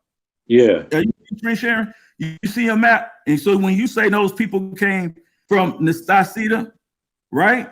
You see that? Those lines that you got there, and then you see where that longest one is at the bottom, the Indo-Aryan region. Right. Right. So what you're saying is that the largest Agmists, matter of fact, you call them the Scythians. That's what you said. So how does your map say that the Scythians go in a completely different direction from the people that you're asking me about? Those Scythians, they go in a completely different direction than the Indo-Aryan region. It's on your map. I didn't say they was the Scythians. I said the Scythians are part of the Indo-European expansion. You can see it on my map. Where did they expand to? They expand all over Europe. Look what your arrow says, brother. It don't say that the Scythians went all over Europe. Look at it. Look at your maps, son. The Scythian. Do you see all the? Do you see the Celtic, the Germanic, the Baltic, the Slavic? You said it was the Scythians that spread that DNA marker. No, I did not say the Scythians spread the DNA marker. Aren't you saying those are the Europeans? The Yamnaya culture. Are you saying that those are the Europeans? You said those Scythians, brother. Right, they are part of the R1A Indo-European culture. Thank you. They are a part of the R1A culture. So if the Scythians came over there, none of else that you see, brother, you see that? The Scythians are a different culture. Hey, tell Lex Vortex to stop texting you stuff. We can see it on the screen. You can see right here, brother, the Aryans. I'm asking you to look at your map, bro.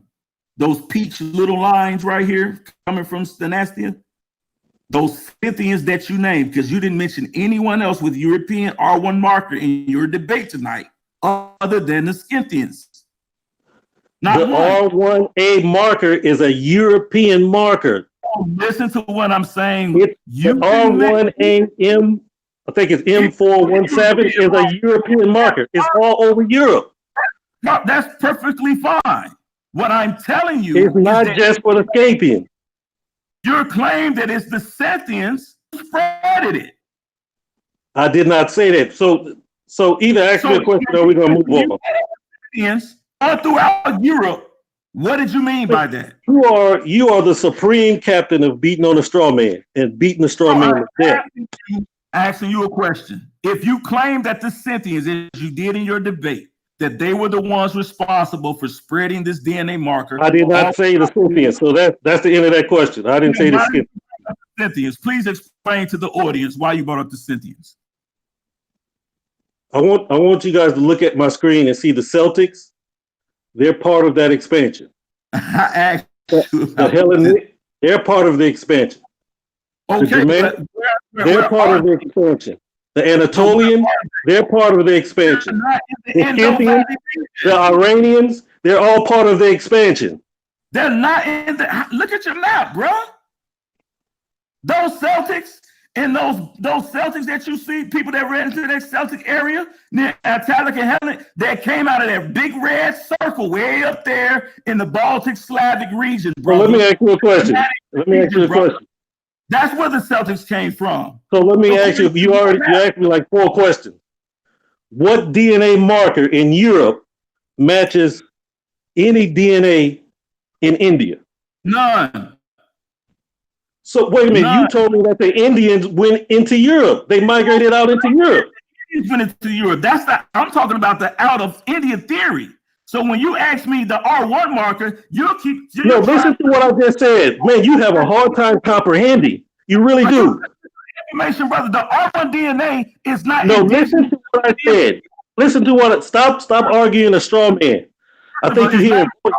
I showed you the genetic evidence. Listen to what I said. Show me the DNA marker that's in India that spread to Europe in your out of India theory.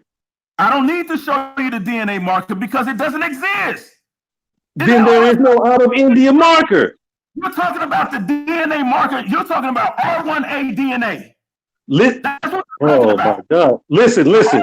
DNA. No, listen.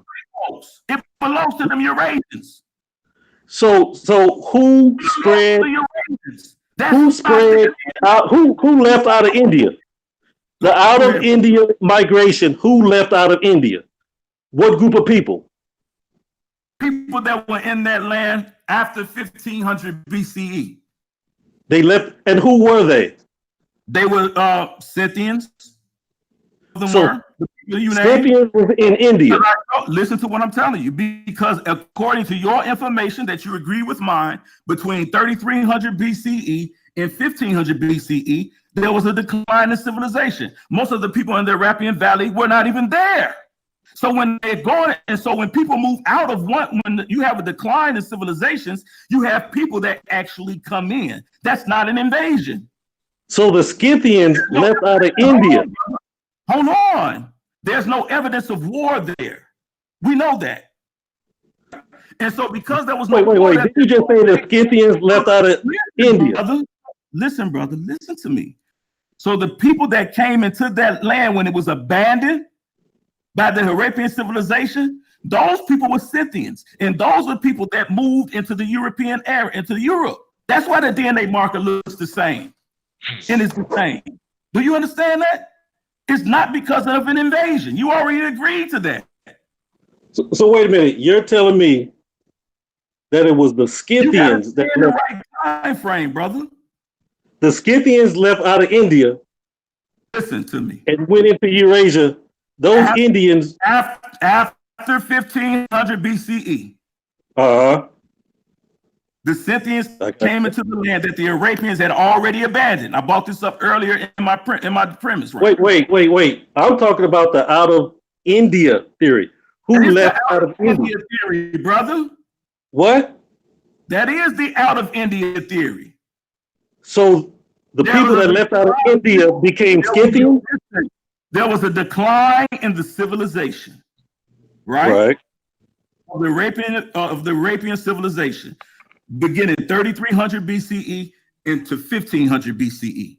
All right. After that decline, the many people moved out of that land for whatever climatic change or whatever, not because of war or not because of invasion. People were no longer living in those lands. So when the Scythians, right, who you say crawled over the mountains in their iron chariots, when they finally came into that land, there was no one there to invade. Yarah, are you confused? Really? No, stop. You are confused, bro. Listen, I'm asking about out of India theory. You said it was the Scythians. Now the Scythians are coming back in. That's what you're saying. You said they came over the mountains. Who came over the mountains? Who? You said the Scythians came over those mountains. The Yanaya culture, not the Scythians. Who's the Yanaya culture? Tell us who they are, because they're not on your map. You see that coded where? Yeah, I see the coded that. where. That's the Yanaya culture. So they're Germanic people. No. That culture spreads, and they spread into the Germanic lands. They spread into the Germanic lands, right? Yeah. So what they do, they're male-dominated culture. They will kill the men and sleep with the women. So you're talking about everyone in that red circle with the little red arrow shooting out of it. Yeah. Where does a red arrow reach the Indus Valley region? You see where it says Sintashta? They go there first. Yeah, they start that culture. They start that culture Santashta. That Santashta culture goes into India, and in India, they start the Vedic culture. That's what I just asked you. When did they do that? Around 2000 BCE. No, they didn't, brother. From 2000 to 1500 BCE. Okay, no, they didn't, brother. They came in after 1500 BCE, brother. You know this. You know this. You stated it in your premise. Listen. When the archaeologies go back into that land and they start digging up that land thousands of years later, that's why they find that R1 marker there. Not because of invasion, not because they displaced the people, because they came out of one area to another area. And this argument— That's what I've been saying. That's the migration. Listen, brother, this is not about a migration. This is about an invasion of being displacing a people. That's what the area migration theory says. No, listen. You keep arguing an outdated that's theory. not outdated, brother. I gave you 2018.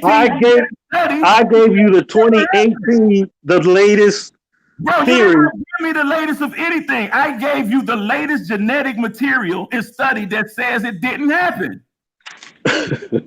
You just said it happened. You just said the R1 market went in there. Listen, brother. What the hell are you talking about? Listen, brother.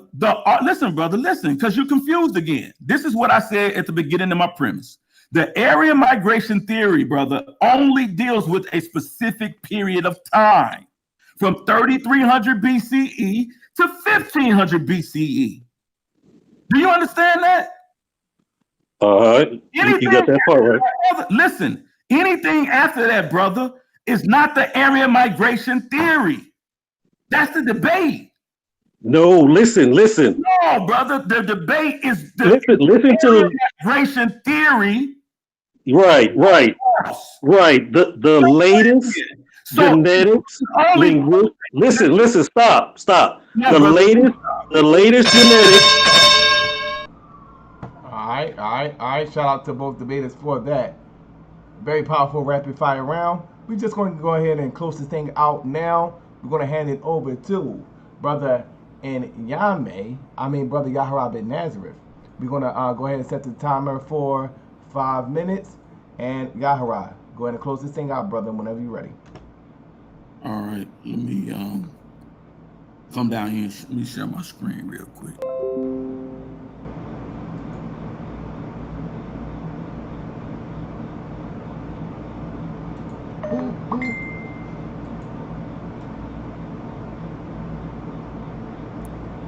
I think you got to stop screen sharing.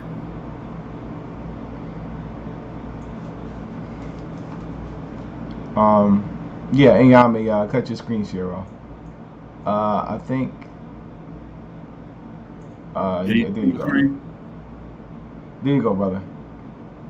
Okay. Now, let me close this thing out again. Right? As I did from the very beginning.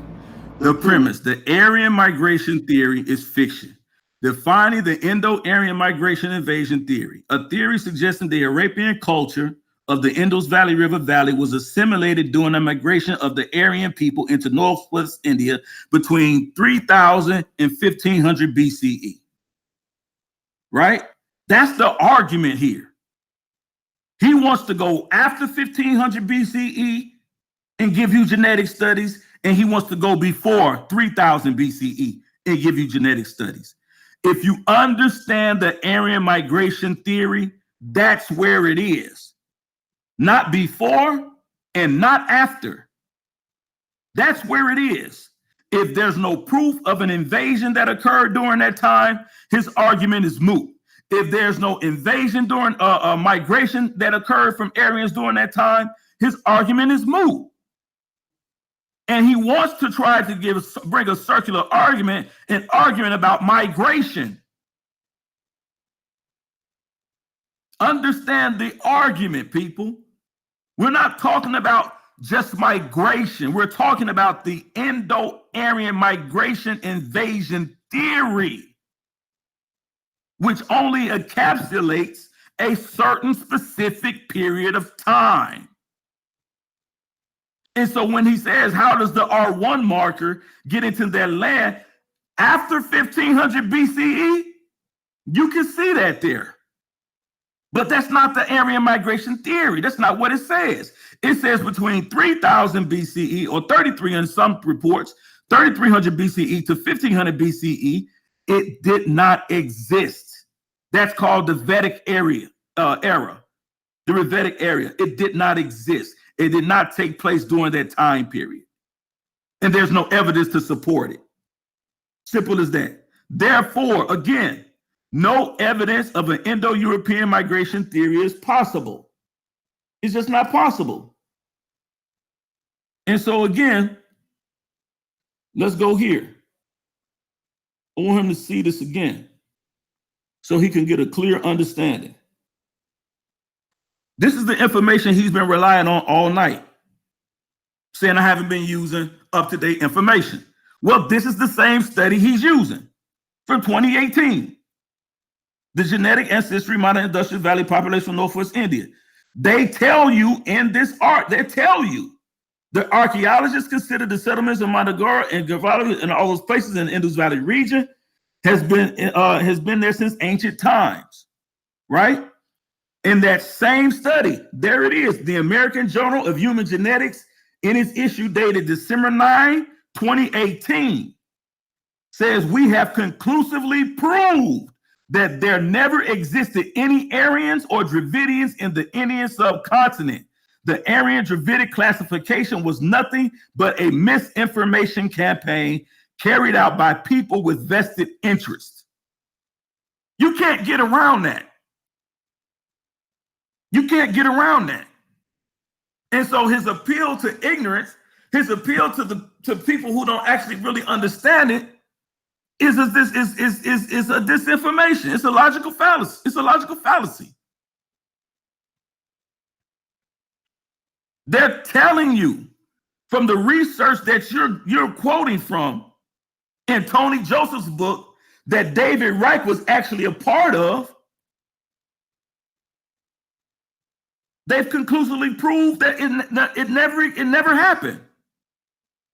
You cannot argue, you cannot make this argument beyond 3300 BCE and beyond 1500 BCE. That's the scholarly argument here.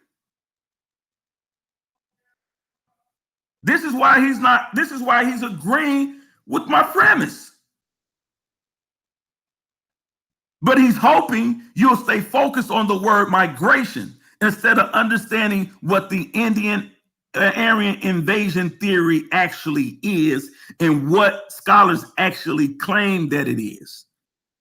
And they tell you it's something that never existed. They say they proved it. The source is the American Journal of Human Genetics, dated December 9th, 2018. So it doesn't matter how much R1 markers and subclades he wants to argue. It does not matter because it doesn't fit this time period. Shout out to brother Yarah bin Nazareth for dropping that science. We're going to hand this thing over to brother Nyame. Nyame is on you whenever you're ready. Your 5-minute closing starts now. Peace, family. Let's go over everything again because he's thrown everything on. My opening was to show that India, that people left Africa and became the Aboriginal people of India. There was another people, the ANI, the ancestral North Indians, that came from Elam and the Sumer area and mixed with those people, and they built the Harappan civilization. The Harappan civilization declined because of climate, the rivers drying up, and as they dispersed, that is when the expansion of the Yamnaya cultures, spreading Indo-European language and Indo-European culture. They moved into the region from 2000 BCE to 1500 BCE in that time frame. And as they moved in, they would take over region after region after region. That is your migration, and that is your invasion. He keeps making this claim. He states an article that says that there was no R1A in the Harappan civilization. No, we already know that. That's what the study says. So they prove that the Dravidians was Aboriginal. So where did the R1 come from? It came from the Eurasian steppe. And they even told you the time frame that it came into the region. And it even shows you that R1 was spread throughout India in high frequencies. And here's the kicker. It is much higher in the north and much higher in men than in women. The women, according to that 2018 study, the women are 90% Aboriginal, meaning their bloodline goes all the way back to those first people that entered India. The male line is dominated by European, the R1 marker, which means those men was going in and running through the women. That is your migration, and that is your invasion. Plain and simple. He agreed to it. Then he said, no, it was an out of India theory. I asked him to show me the path, show me the markers that left India and went into Europe. He said it was the Scythians. I mean, if I'm confused. I mean, I laid down the premise. I've shown the evidence in archaeology, linguistics, genetics, anthropology, that there in fact, and he even agreed there was one. And the articles and the books I brought out shows you between 2000 BCE and 1500 BCE. Now all of a sudden he makes it outside. If it's outside of that time frame, it's a fiction. When he continues to make these red herrings and straw man arguments. The evidence is right before us that the Indo-European migration into India is a fact. Thank you, Sola. All right. Shout out to both debaters. This has been a very, very, very powerful debate. We're going to now get into the Shucklebuck round. It is time for the Shucklebuck round, family. So, who do you want me to Shucklebuck first? Nyame or Yarah bin Nazareth? So, let me know in the chat. Give me a 1 for Nyame. Give me a 2 for Yarah bin Nazareth. This is the Shucklebuck round, family.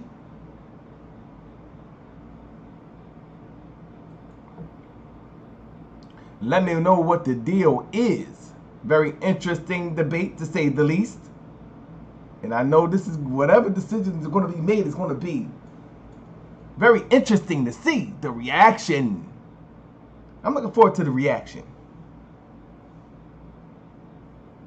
Just want to see and analyze. So, give me a 1 for Nyame, a 2 for Yarah bin Nazareth. Who do you want to see Shucklebuck first?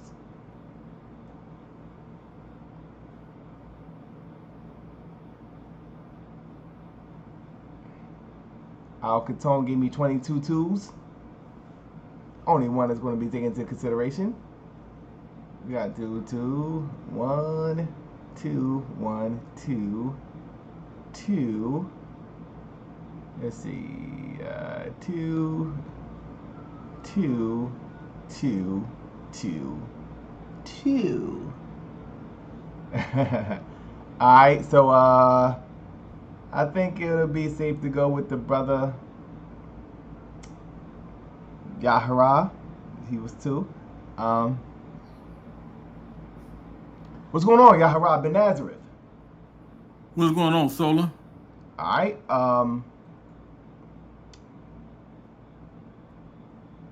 The Aryan Indo-European migration, fact or fiction, brother? Fiction. And why so? Because as I showed in my premise in my opening statement, you have to understand the whole scholarly argument about it. It's only relegated to a specific time period, and that's from 3300 BCE to 1500 BCE. Now, you heard the brother agree with it, that it was fiction. Then in his closing, he said, oh, yeah, that there was. Yeah, we know he's confused, but it's okay. Because if you don't understand what you're reading, you just don't understand what you're reading. And so the argument is only from a specific time period. It has nothing to do with 4,000 years ago. It has nothing to do with 1600, nothing to do with that, right? And why is that important, brother? It's important because this is the area that they know that the Harappan Valley, the people that have always been in that Indus Valley region, live there. So and when you say the in Indus 1500 Valley BCE, region, there was a decline, and he just said it. Brother. Yeah, I'm sorry. Brother. When you say the Indus Valley region, what are you talking about? That's called the subcontinent of India. Okay, so you're talking about the subcontinent of India as what we know it today. Yes. All right. So, was there any form of migration into that region? Yes, after 1500 BCE, but that's not the argument. Okay, that's not what the Indo-European migration theory argues against. Okay, it so you're argues saying that the date and time period. Okay, so you're saying that the date and time is off. No, I'm saying that the date and time is specific to the theory that we're arguing. Okay. It has nothing to do with anything after that time frame I gave, from 3300 BCE to 1500 BCE. Okay, after so that, you're not arguing that. We got it. So was there a migration after that time period? Yes, there was a migration after that time period all around the world. Who were the people that migrated into that region? People that migrated into their region after the Harappan Valley civilization had declined and left and moved out. Those were some people that we would call they would call Eurasian people. And where did they come from? They came from what they call from the Eurasian steppe. And so what they did was these were mountains. These were people that lived in the mountains. Oh, I'm sorry? These were people that lived in the mountains, right? There were what area of in what area of the world we're talking about? India, in that around Turkey, around that area. So you're saying they came from India and migrated to India? Yeah, they just migrated. They just came over a mountain. Yeah, that's it. Okay, this is what I'm trying to get them to understand. When people say, this is why I said that's why. And what was their ethnic group again? What was their nationality? I mean, their ethnic group? People later referred to them as Dravidians, right? These were people that lived in these mountain regions, and a lot of times they were referred to as a barbarous people, right?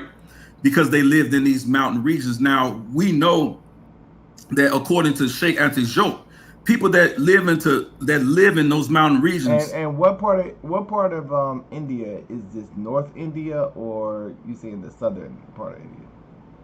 It's the southern part. It's the northern part of India. Northern part of India. So they lived in the northern part of India, and they migrated into the southern part of India. You're saying?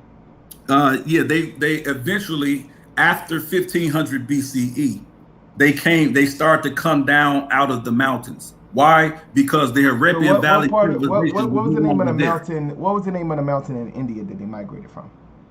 The mountain in India. Hold on, let me look at my map real quick. I can show you, so I can be specific.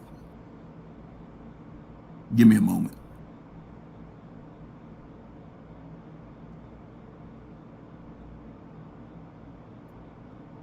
It's called the Indian Climb, or the Inner Asian Mountain Corridor. Okay, so you said the Inner Asian Mountain Corridor. Yeah.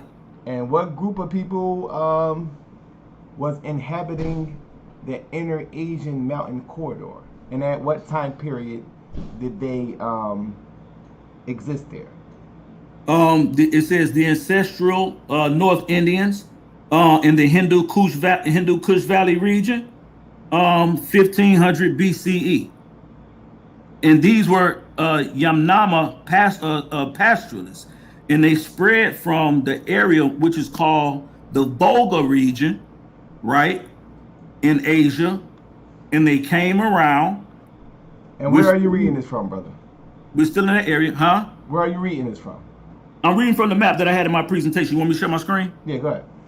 Yeah, let me do that. Let me do that real quick.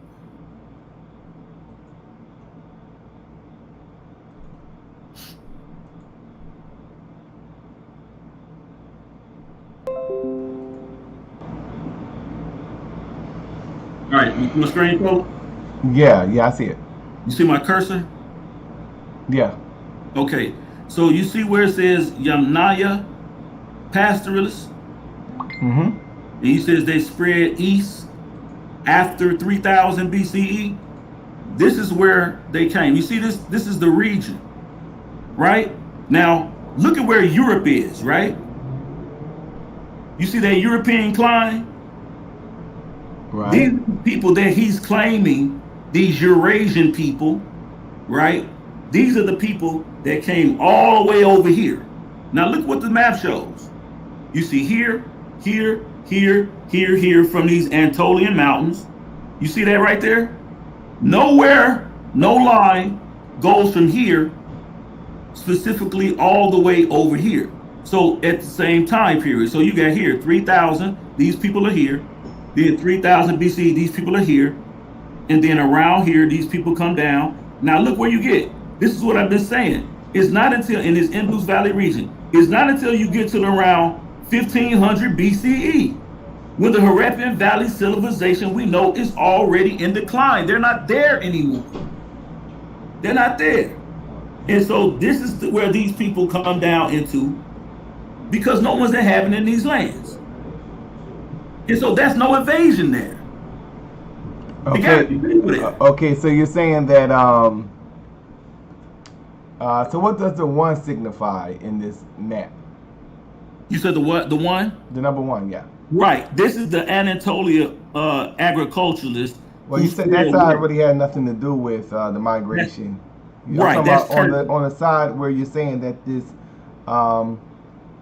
mountain corridor civilization was. You clearly, so that's you the Iranian agricultural spreads east. That's what it says. Right. You see that? You see the one, and this is where they go. Right here in the Balkan I'm mountain. talking about the other side, brother. This side right here? Yeah, the Iranian agricultural spread east. What is that talking about? The Iranians. Okay, so what is their ethnic group? They're not white, they're not a European people, and they're not an African people. These are what you would call a Shemitic people, the Iranians, or more specifically Persians, later on during specific periods of time. So these so you're saying that the Iranians doesn't encapsulate what is referred to as the Indo-European migration. Right, they don't. Because you see right here with my cursor. What are you basing that on, brother? Huh? What are you basing that on? I'm basing it on this map. And this is a scientific map that the geneticists. I'm seeing the map, and I'm seeing that they are labeling the Iranian agricultural as one for whatever reason.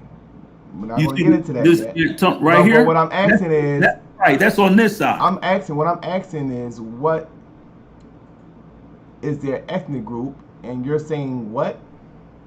Oh, the Iranians right here. We know that the Iranians, like I said, these throughout periods of time, these will be the Persian people. These were a dark-skinned people. They were a Semitic-speaking people. They didn't speak an Indo-European language. You see what I'm saying? So they didn't speak an Indo-European language. These Iranians, right here. And so his argument, and the argument is that these people who came out of these Indo-European areas is only based on the language that they spoke. This Indo-European language that they spoke. We know this number one right here. We know these people didn't speak that language. All right, so what are you basing that information on? Like that the Indo-Europeans are not, that the Iranians are not Indo-European. Oh, based on this study right here. It's in this study right here, the genetic ancestry of the modern Indus Valley population from Northwest India. And so then it goes through here, and let me show you. And I'll show you a source right now. I got a perfect source for you. I'll show you right now. I'm going to take you to this young lady right here. Hold on.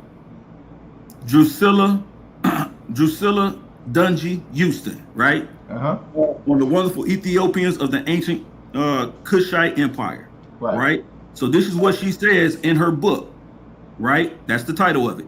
What did Drusilla Dungy used to say of the Aryan invasion? The Aryan invasion race was a race that was Turanian in origin. The Aryan race was Japhetic and not Shemitic in origin.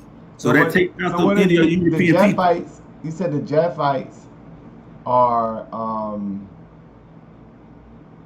what is their well, I've seen the ethnic group, but what is their ethnic group in modern day terms? Their ethnic group in modern day terms? Yeah, who are Japhites today? Their ethnic group in modern day terms, Japhetic race, they would be like Magog and Gog, like China or Russia. Russia or China. So you're saying are Russians? Do they have a connection with Indo-European? Well, the Russians, when the Russians, what they have is they do with some. When you talk about those specific areas from the Danube, you'll see some Slavic languages, and those are the people over there. Are they connected in any way to the Indo-European migration, brother? No, they're not.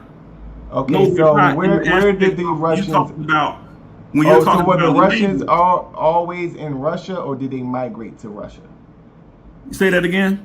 Okay, so did the Russians, did they always occupy that area, or was there a migration to that area we today call Russia? There was a specific people that was from that land who they would consider to be called from that Danube region or from that area in Russia.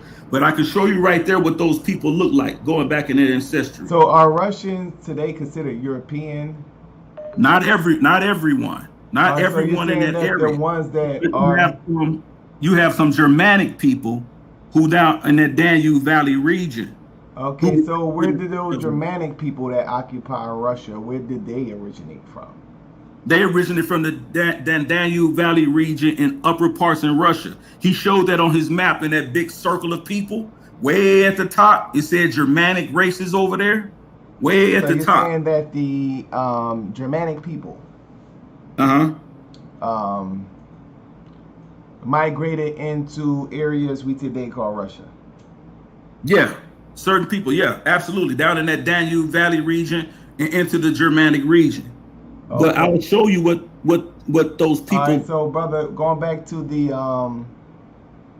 Indo-Aryan, that's what you showing me right now. The Iranians, were they an Indo-European group of people? Yes or no? The Indo-Iranians, were they Indo-European people? No, they weren't an Indo-European people. No. Okay, so what are you basing that on? I'll show you once again. First of all, I showed you in the genetics, but I'll show you again. Let me get back to my slide. You can still see my screen, right?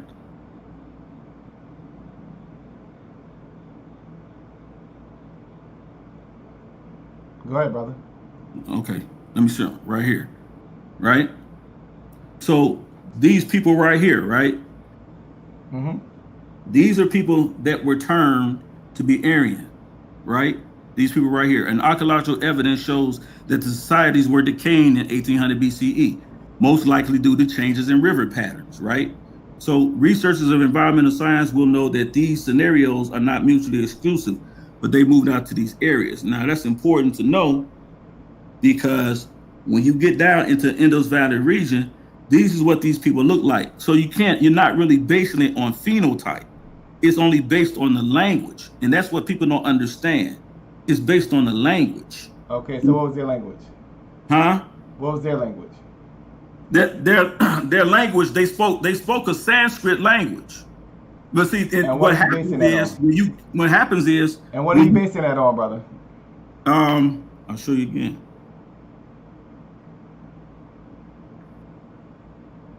Right here, right? It says the Aryan invasion.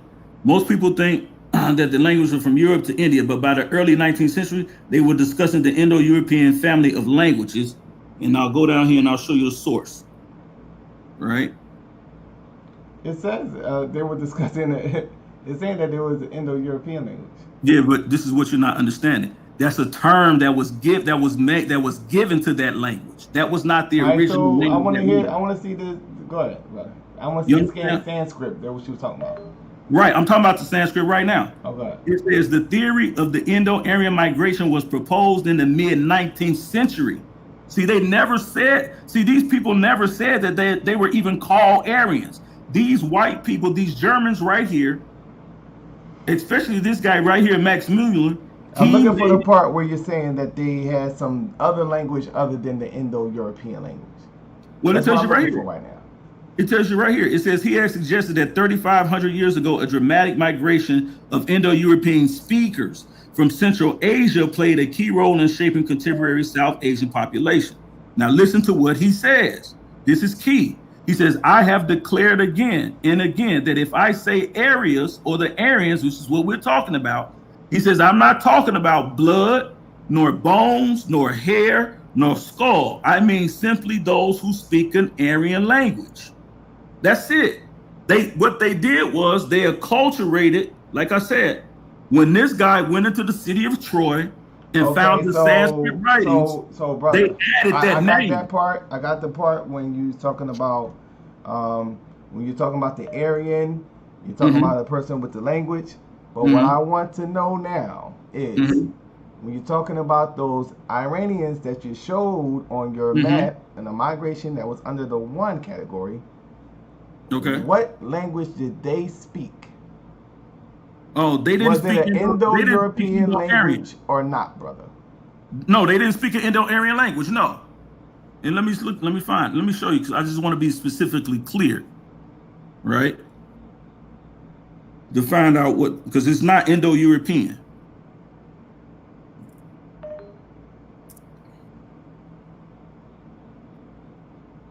Right?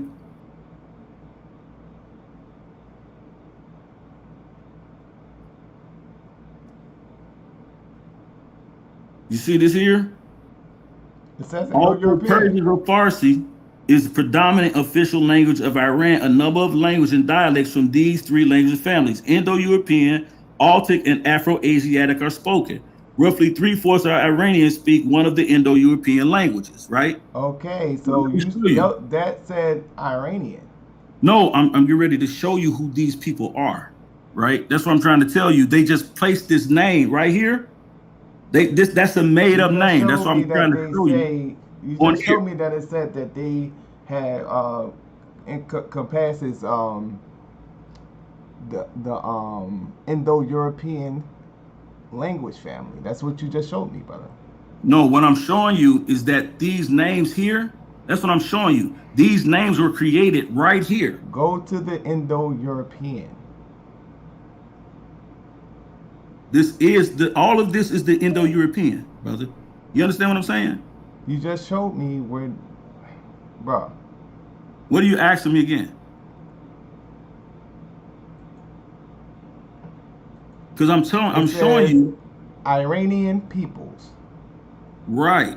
Iranian peoples or the Iranic peoples are a diverse Indo-European ethno-linguistic group. The Proto-Iranians are believed to have emerged as a separate branch of Indo-Aryans, Iranians, in Central Asia in the mid-2nd century millennium. That's exactly right. Hold on, pause right there. No. No. Pause right there, because I'm talking right now. Brother, Listen. I'm talking right now, bro. Go ahead. I gave you an opportunity. Yeah, go ahead. Because Okay, that's what I'm trying to so tell you. what it is saying right here that I'm clearly reading. Read it again slowly so I can show you what I'm trying to get you to see. It says the Iranian peoples or the Iranian peoples are a diverse Indo-European ethno-linguistic group. Keep reading. The Proto-Iranians are believed to have emerged as a separate branch of the Iranians in Central Asia in the mid-2nd century BCE. What's the mid-2nd century? What are you talking about? What is the mid-2nd century? That's because that's when they emerged. This is what I'm telling you. So what? Let's go back to the map. With that being said, let's go back to the map. This is what I'm trying to tell you. You have to stay within the time period, because after that they started calling all these people Indios because they started. I'm cool with that. We already passed that. You said that it's not from that time span, from the 300 right up to 1500. Yeah, I got that part. We was okay. past that. So what I asked you after that was, okay, what about after the 1500 period? Were there any Indo-Europeans that migrated into right? And I told you yes, but that's not the argument. No, so they're Indo-Europeans. That's that later. No, they're not Indo-European. That's the language. That's what they call Indo-Europeans, according to what you No, Solar. That's the language, brother. Brother, that's what they call Indo-Europeans. They're not talking about genetics. I didn't say shit about genetics, bro. I said the Indo-European language. That's what I said. So why are you trying to challenge if I'm agreeing with you? They're talking about the language. That's what the fuck I just said. What are you talking about? You can't hear? I want you to calm down, bro. So listen to what I'm saying. I said that's talking about the Indo-European language family. Yeah, that's it. So why you keep on talking about the language because it has nothing to do with DNA and who those people actually are. We cool. We cool to this point. Okay, I just had to teach you that, bro. No, I was saying exactly what you were saying. Okay. I'm following you. I'm following you. I got you. I thought you were saying something backward. Because that's what was in your head. Well, no, that's what I heard you say. You didn't hear me say that because I didn't say it. Move on.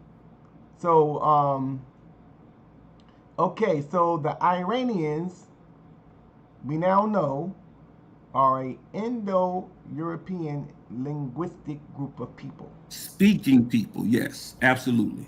You are correct. Right. Okay, so where did they get this language from? Trade, intermarry. Who did they trade with? They could have traded with. You see these lines here? They could have traded with anybody they met in there. So you don't know who they was trading with?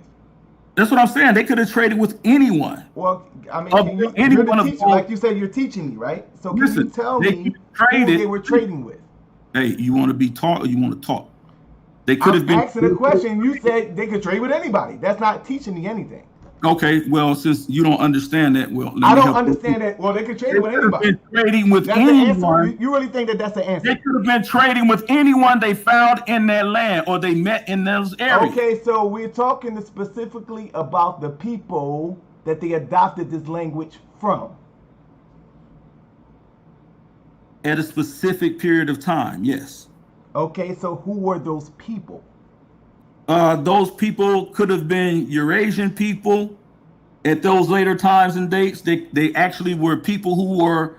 So where did these Eurasian people come from? Or Dravidians? You said what? Where did these Eurasian people come from? The Eurasian people, they came from these areas. Some of these areas over here during a later on period of time that you don't see on this map because. This map only deals with the area migration theory. So that's why you don't see anything on this map beyond. Who are those, you said, who are those Eurasians again? They could have been people that migrated finally from this area after 1500 BCE. You said what? You said this area. What area are you talking about? Over here where the European climb. This area here. So you're saying they came from the European climb? They could have, yeah. They could have. Okay, so you're saying that at that time they're seafaring. Okay. And so they should have came over by this time. That's why on Okay, this so you're map, saying that it is possible that these people who came from European clime, they had interaction with the Indo-Aryans, Iranians, after 1500 BCE. after yes. 1500 BC. Yes. So, Which is outside of the Aryan migration theory. okay, so you're saying that obviously they had to be it had to be some form of migration into that region for them to do trade, right? That's not the argument. No, I'm just asking a question, bro.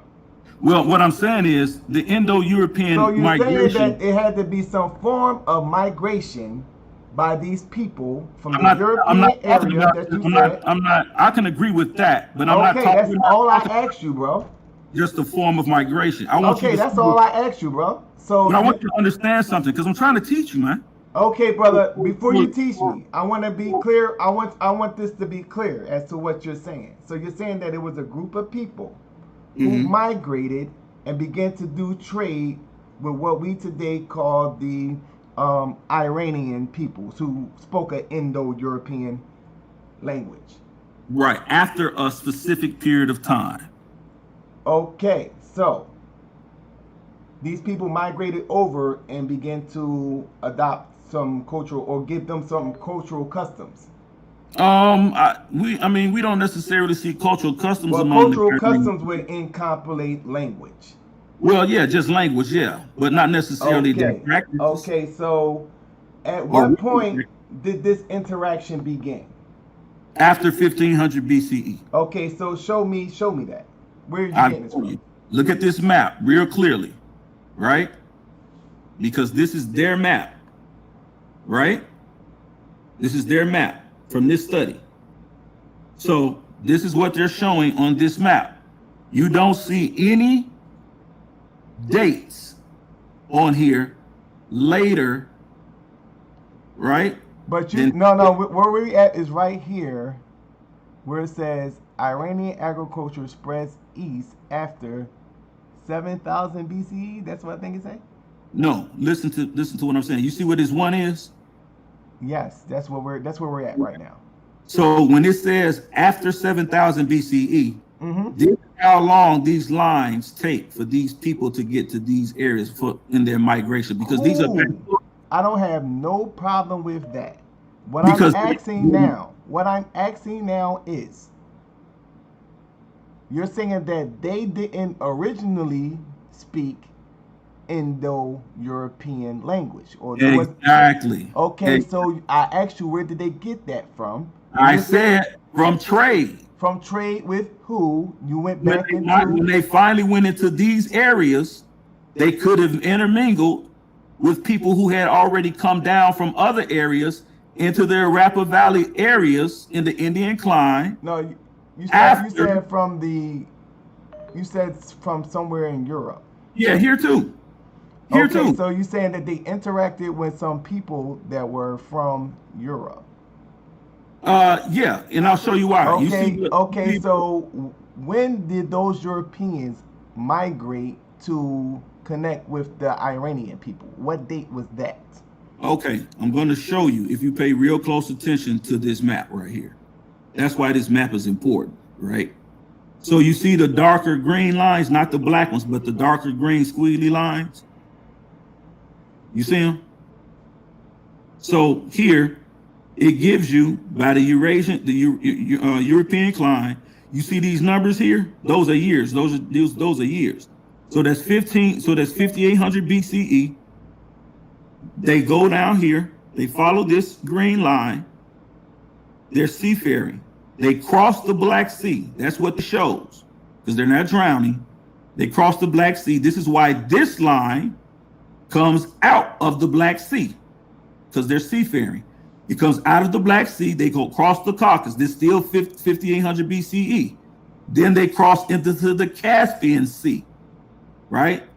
Then you see out of the Caspian Sea, they started to go in these directions. And so out of here, they got 5,000 BCE. They got 6,400 BCE. They go up in this way. up in the Hindus Valley region, down to 2500 BCE. The thing to 2000 BCE. They're around the Ganges River. They seafared all the way from over here to over there. So now look at these Indo-Europeans, right? They speak the Indo-Europeans. These people speak the Indo-European language. So now you have the Iranians that never spoke that language. Now they're coming with the black lines. And you see now the green lines and the black lines are intersecting. You see that? This is what they're doing. And so these green lines here are trade routes. This is what they're doing.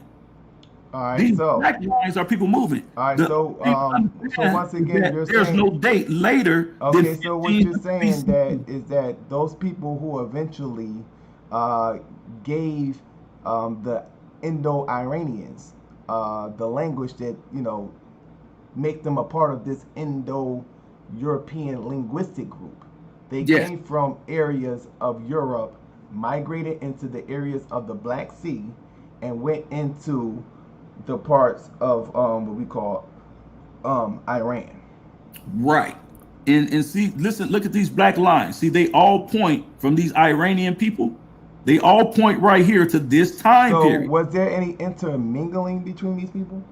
I would imagine so. It would be ludicrous to say not, because if they're trading, I'm sure they're trading women, they're trading children, they're trading slaves who are men, they're trading goods, they're trading food. Brother, when you look at the Indo-European migration, that is pretty much what it's saying. It's saying that there was an expansion. It's not saying that.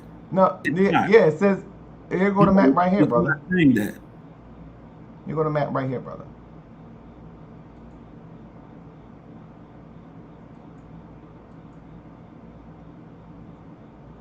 Stop sharing your screen.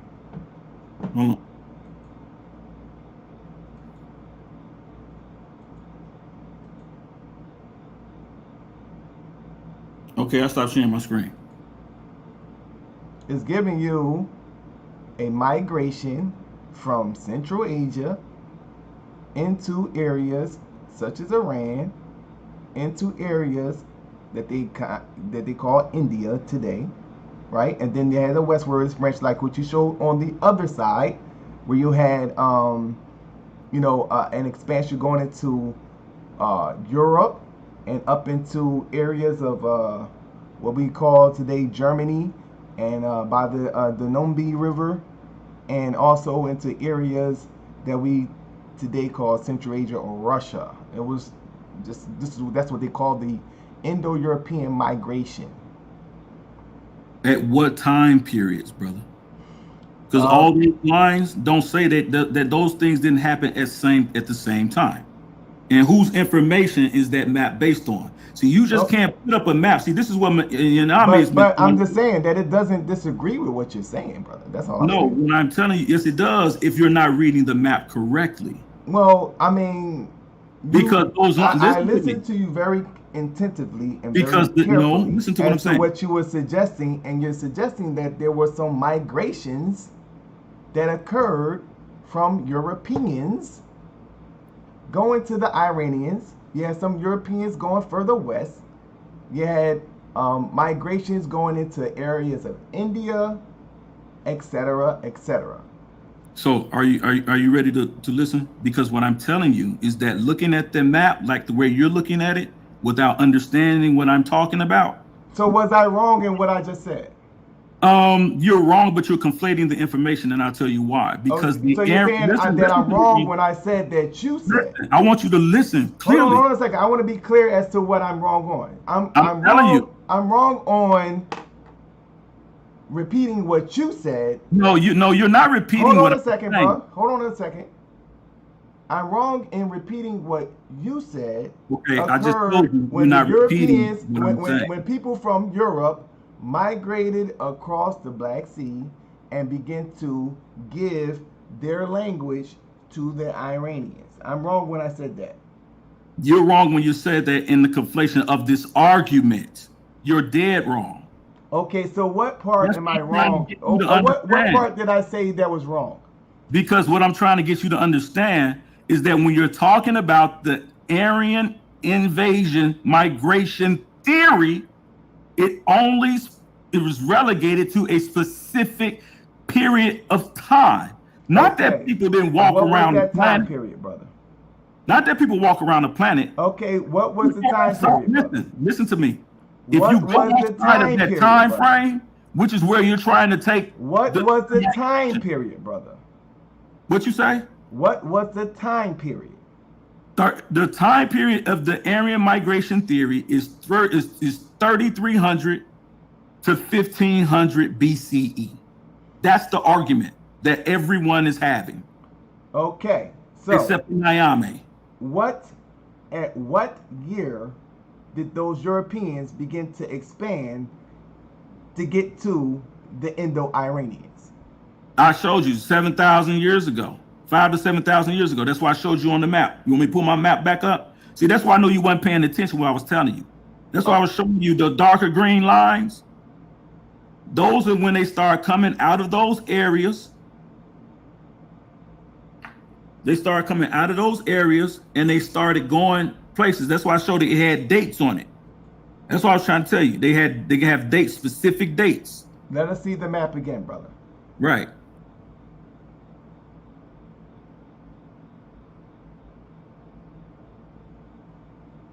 All right. Look at it again. See these dark green, see those darker green lines? And that was what time period?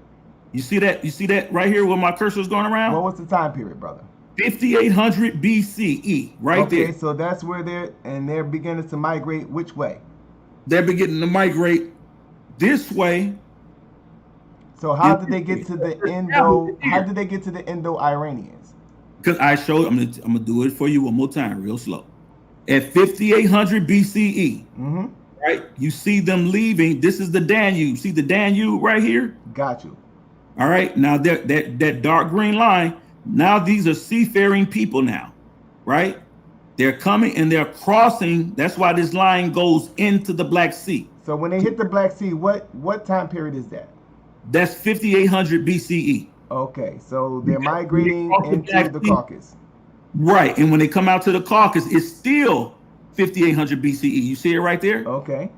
And so then they go into the Caspian Sea. They're seafaring. So what these are Europeans, right? These are the people from this area that we today call Europe. Yeah, today we call Europe. Okay, yeah. So the European is migrating across the Caucasus and across the Caspian Sea. Okay, where else are they migrating? Right, so they migrate here. They come out of these lands right here, and they migrate here. Right. They start going up here. And so what area is this that the European is migrating? You said what? So what area are we at now that the European is migrating? Up here, this is called the Inner Asian Mountain Corridor. And so right? what area today that we know it today that this European is migrating? That's the Hindus Kush Valley. Okay, so that would be India? That's beyond. That's a little bit beyond what we would call. What continent is it? I mean, what country is it today?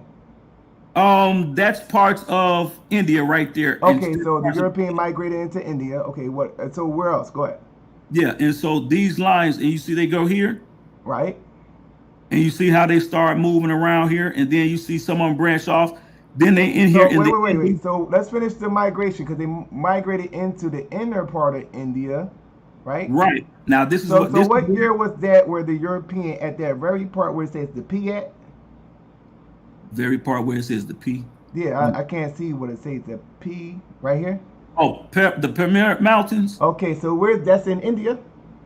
That's right up. That's right over. That's right around. That's right around near that area. Yeah. Okay, so the European migrated into India. What year was that?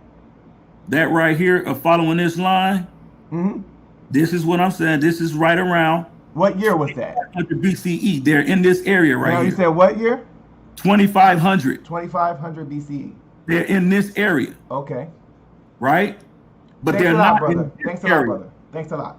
They're not in this area. Thank you, brother. Yeah. We're finished. Thank you. What's going on? Brother Nyame, what's good with you? It's all good. What's up?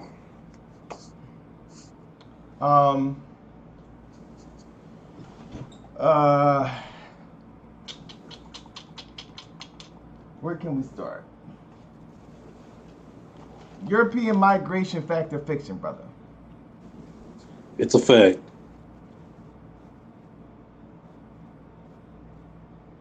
Okay, how so? One, the linguistics, the leading linguistics scientists say it started, Indo-European start either in Anatolia or in Eurasia. So we know it come from Europe. We know it's coming from Europe. How do we know it came from Europe? Well, one of the ways that they test is by the diversity of the area. So if you have a lot of different type of languages in an area, you know it probably started in that area. So that's one of the ways that they know. But linguistics alone is not gonna tell you it started there. So they do archaeology. I'm sorry, brother. I'm sorry. I was reading the chat. Go ahead, though. Oh, okay. So linguistics alone can't give you absolute proof. I'm not talking about linguistics. How can you prove that the European migrated from that region? Oh, how can I? Okay. One, you have linguistics. Two, you have the linguistics. You go right to linguistics where you just was saying that you can't prove it alone by linguistics. Right. So that's why I say you have linguistics. You have the archaeology of the Yamnaya culture. All right, so what archaeology can you show me to prove that the European migrated, that you can prove this Indo-European migration? Okay, can we go to the corded ware culture? The who? Corded ware. You can put my screen up. Okay.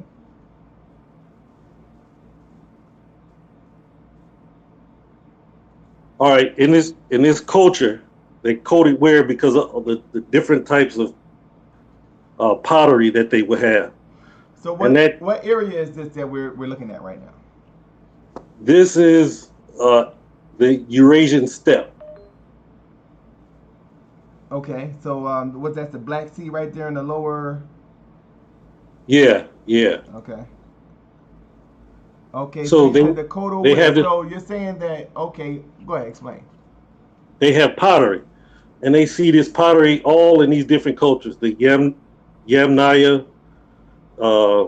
they see this pottery. They also, like this next picture, they see these kurgans. They call them kurgans, where they would bury the chieftain or the leader of the tribe next to his horse, and they would put these rocks on it. Okay, so where else do you see this at? You see that? Let me go to the other map. This map right here. That place called, well, you see it all over Europe. Oh, right. Yeah. So the Sintashta, you see it there, and then you see it down in India, in that part where they say Indo area. Okay, can you show me where show me just like you showed the rocks just now? That was in Europe, right? Yeah. Okay. Yeah. Can you show me that in India? I don't have a picture of it. No. Why not? Right now. Why don't you have a picture of it? Yeah, I should have a picture. I would think that would be a good idea to do, to have the picture, right? So you're saying that you cannot show me any proof that that was something that was being done in India? I could show you in the Rig Veda. Okay. And it's here the parallels in the Rig Veda, 10.18. To a hill kurgan, let them bury death in this hill. A root burial chamber supported with posts. Let the fathers hold up this pillar for you. And with shored walls, shore up the earth all around you. I lay down this cloud of earth. That is not describing that pile of rocks that you just showed me. What's that? That is not describing that pile of rocks you just showed me. Let's go back. You don't think that's describing those pile of rocks? No. You don't see the pillars, the two pillars of rocks?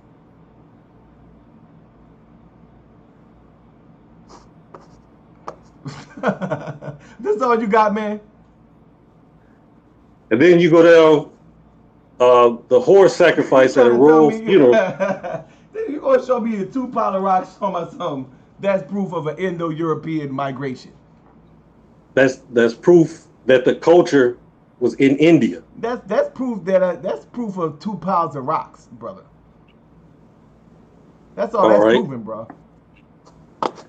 All right. So I have that. I have the linguistics area that Sanskrit is an Indo-European language. So where's the planking shoring walls and where's the timber posts? That's inside the rock. It's inside the rocks. Oh, it's inside the okay, yeah. Ironically, right? That's all you got, bro?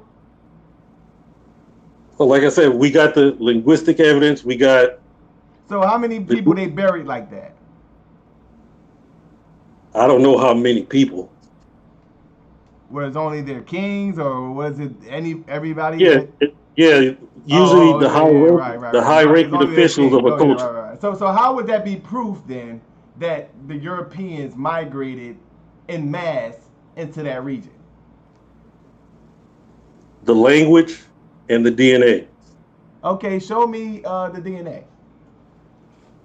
Show me the genetic connection with the Indo-European people.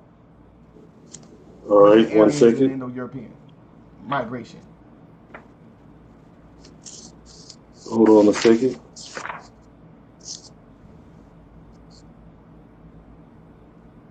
Let me find it.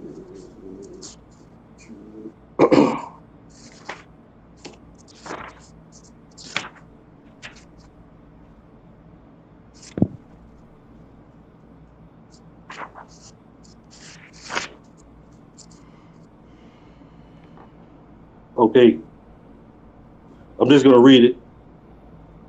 The study that put the question of Indo-European language speakers migrating into India to rest was released recently, March 31st, 2018.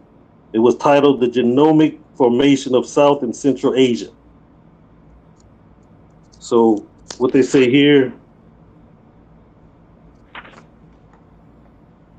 the study says there was indeed a southward migration and pastoralism from the Kazakh steppe, first towards southern Central Asia region, that is present-day Turkmenistan, Uzbekistan, and Tajikistan after 2100 BCE, and then towards South Asia throughout the second millennium BCE, from 2000 BCE to 1000 BCE. Let's see. I'm trying to get this genetic connection that you're talking about. We already know that you believe that they migrated. I mean, that's all you're reading right now. We already know that your position is that they migrated from Central Asia.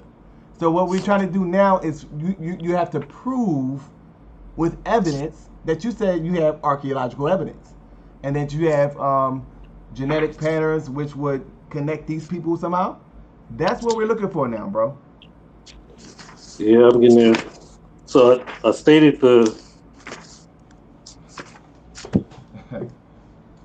Hold on 1 second.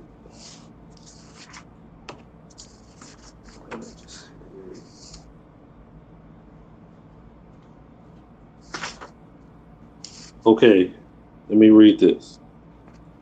Can we look more closely at R1A M417 and see how it is distributed around the world? Yes, we can. And this is what it showed.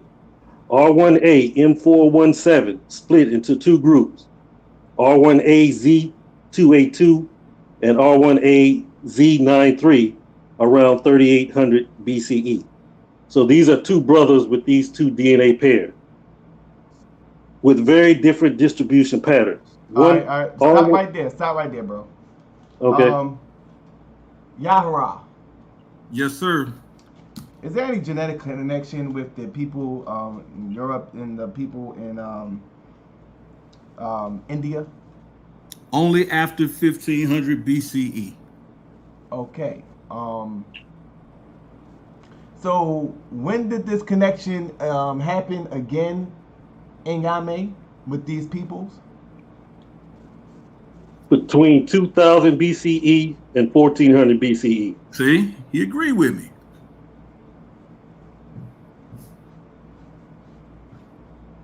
You said between 2000 BCE and 1400 BCE.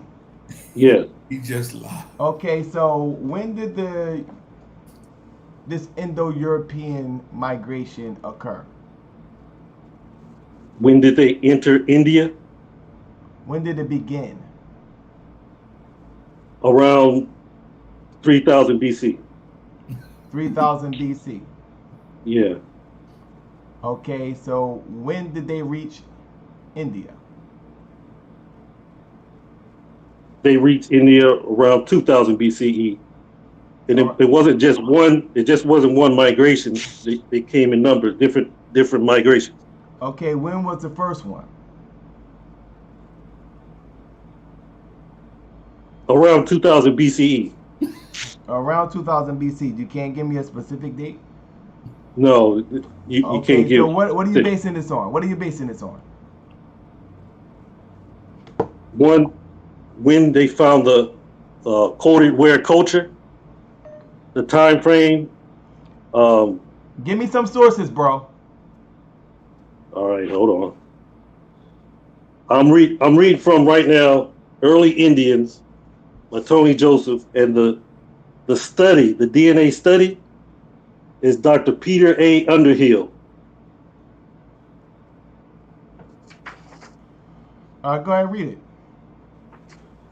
All right, I went from R1Z82 and R1Z93. They split around 3800 BCE. R1AZ282 went into Europe. R1AZ93 went into Asia. And this was So, when? When did it go into Asia? Yeah. Around 2000 BCE. Between 2000 BCE So and what part of 1400. Asia you're talking about? Let's go back to the map.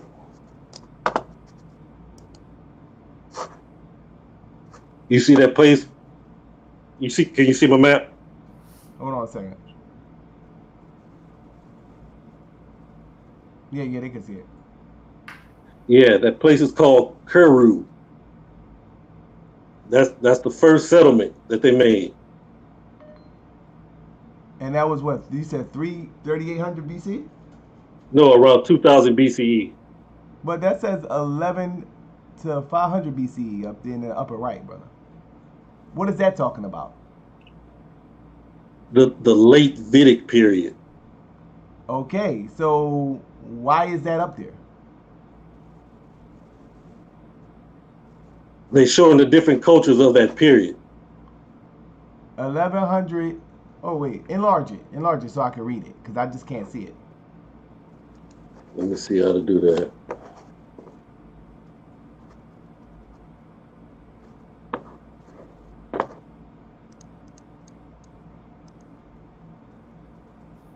Can you see it? Major kingdom, other kingdom.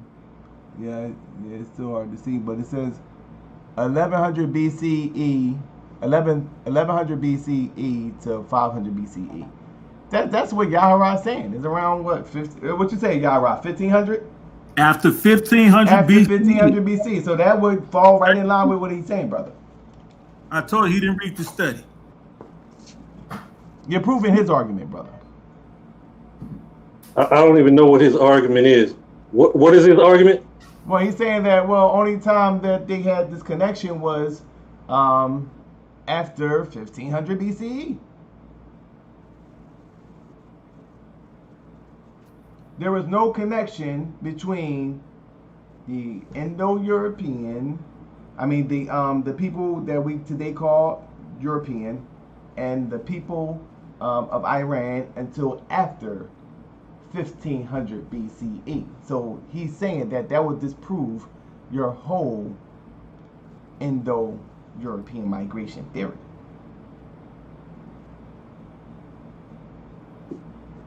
The study that they did is in between 2000 BCE and 1400 BCE. That's what he's saying. Well, y'all did the same study. Y'all did the same study thing. Thank you, brother. Well, we could go to the voting. Time to vote now. Who do you think had the better argument? Who do you think had the better argument tonight?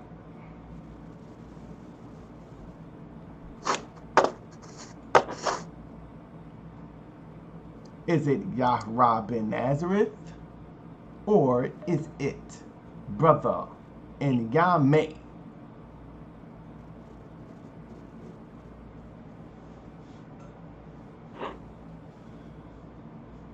So the people's vote is now in effect. Let me go ahead and throw that number up in the chat real quick for the family.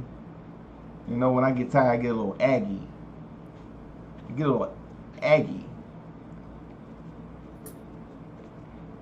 You know, you see a different side of solar. You understand what I'm saying? Do you understand what I'm saying? You get another side of solar.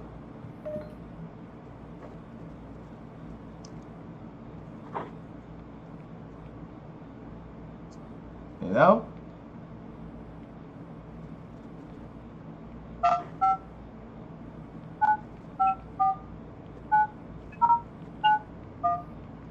So, family.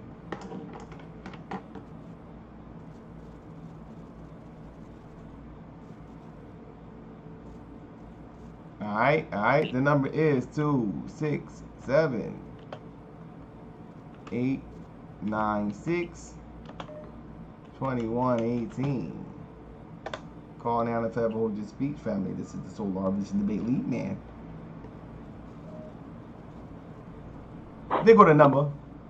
People. Before y'all get all crazy, before y'all get all hype, before y'all get all extra.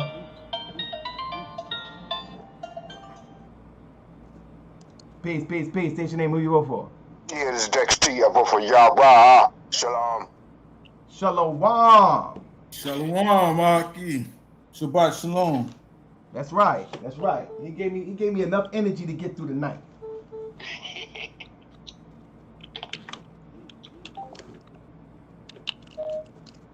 All right. So calling now, no further hold your speech. We got one vote for Yarah on the people's vote.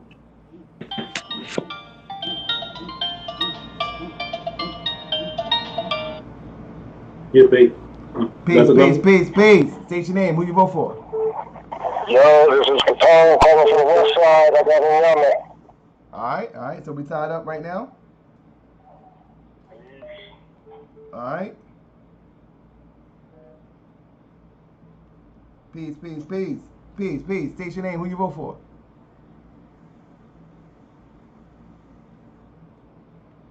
Peace. State your name. Who you vote for?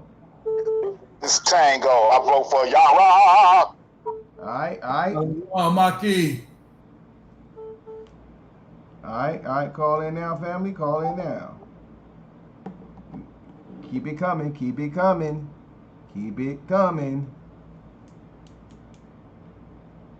The people's vote is now in effect, family. Peace. State your name. Who you vote for? I vote for Nyame. Who is this? Okay.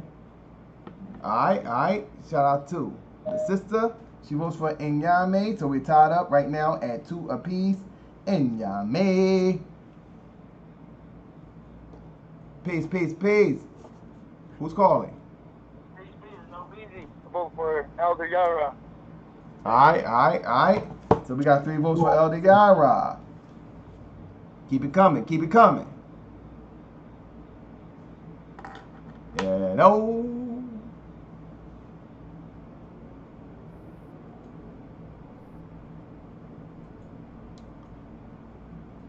Shout out to both debaters. It was a very informative debate. You know, I'm very interested in seeing how this thing's going to turn out, family. Peace, family. State your name. Who you vote for? This is T Men's and I vote for Nyame. All right. So we are tied up at 3 votes apiece for the people's vote. Calling down and forever hold your speech. All right. You know?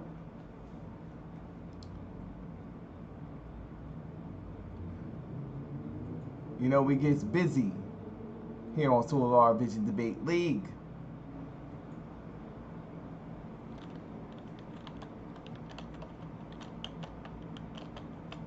All right, we got another caller.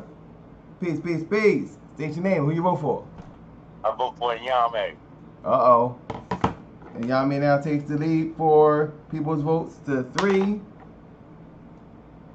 Let's get it.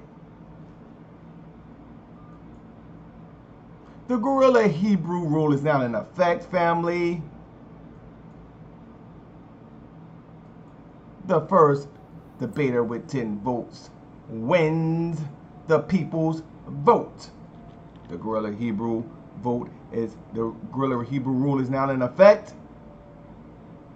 Call in now or die. This is the Solar Vision Debate League. Peace. State your name. Who you vote for? It's humble. I vote for Yarah. Uh-oh. We tied up again. Peace. All right. We are tied up once again, family. It is going down to the wire. We are in triple overtime. Who had a better argument tonight?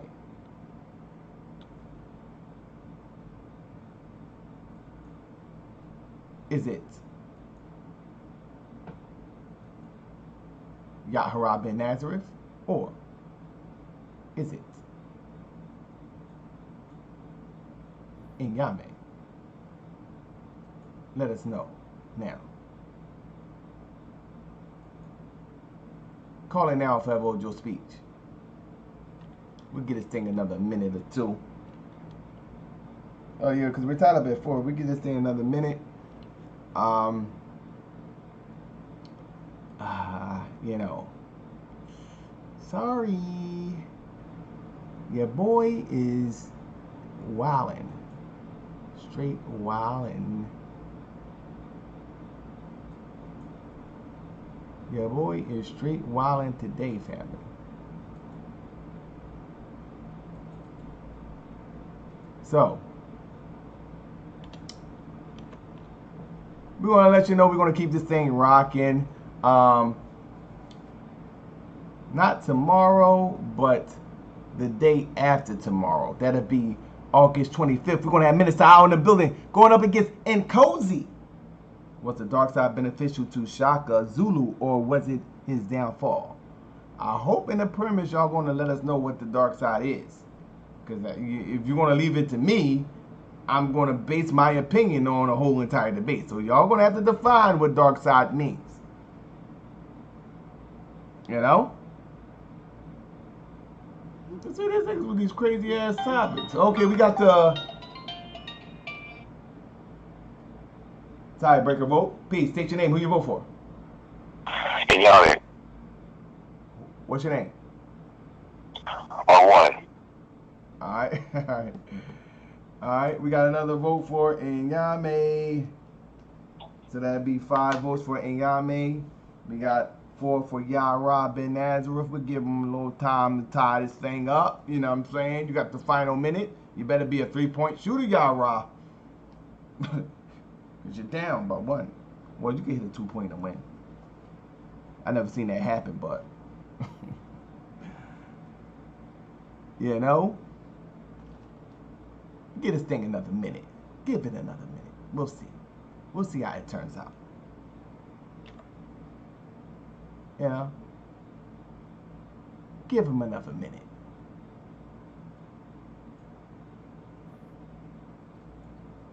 You know?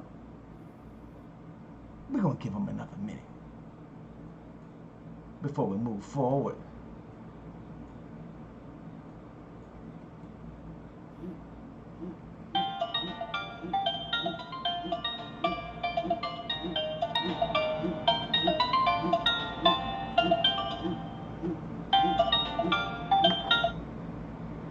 Peace. State your name. Who you vote for?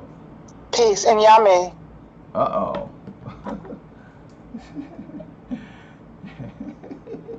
Thanks a lot. Yeah, man. So what we got? 2, 4, 6, 4, 4. Yarah. We'll give it another minute. We're giving another minute, family, before we move forward, family. Give him another minute. You know? You know? We'll give it another minute before we move forward. And, you know, once again, shout out to both debaters. It was a very informative debate. Both perspectives were understood. And I made both of you niggas chuckle, but I made both of you niggas chuckle, but god damn, niggas be lying like a motherfucker in this shit.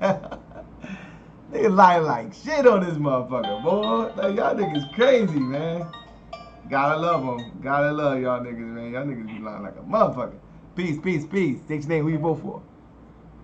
Hey, I've been trying to get in on the people's vote, and it finally went through. I'm elusive one. I'm voting for Yarah. Peace. Okay, no doubt. What's your name, sister? I'll lock you in. Get you know. Elusive one. All right. So we gotta vote for. I'm gonna put the sister. 1, 2, 3, 4, 5, 6, and 5 for Yarah. Hopefully Yarah can tie this thing up. It's we get into the final 30 seconds of this motherfucker. We're gonna be on here all night, you know.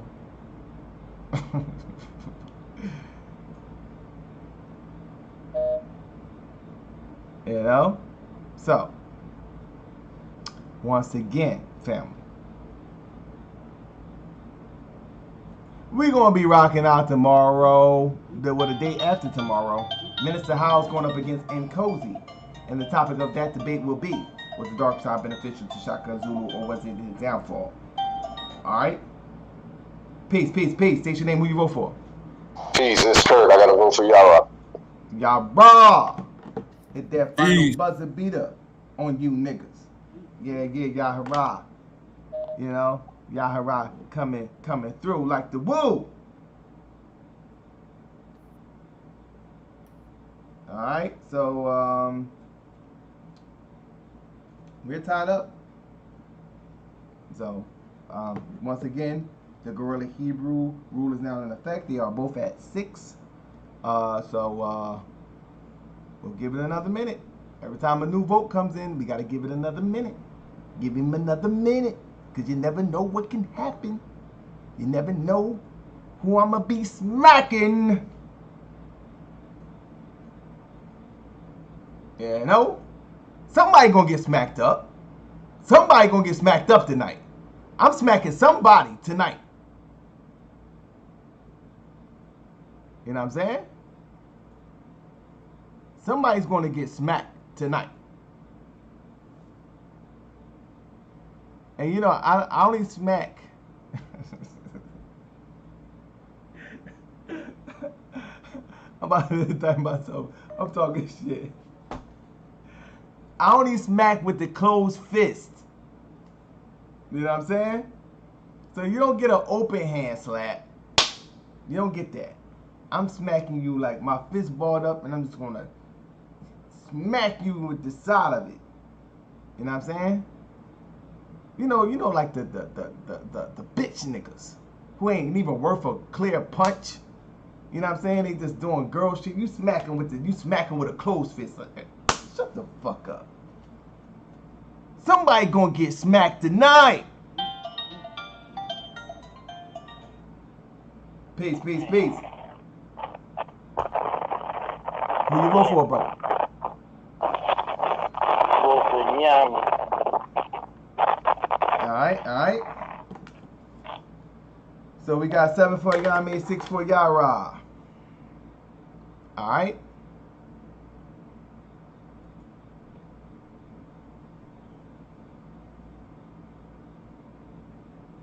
You know?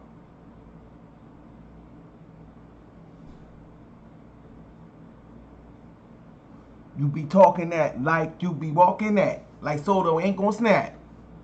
And they 50 shots where you be walking at. It's a whole different ball game when you're stepping up in the ring. You know? I'm gonna get down to the nitty gritty. Because I don't give a fuck. You know?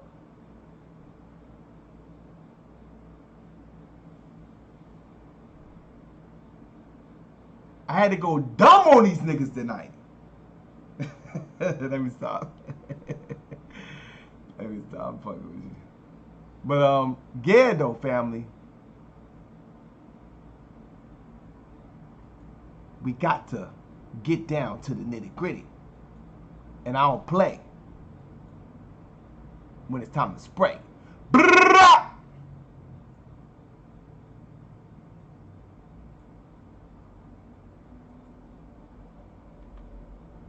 So, with that being said, the minute is up. And we can now go to the peers vote is now in effect, family. You know the number. You better know the number.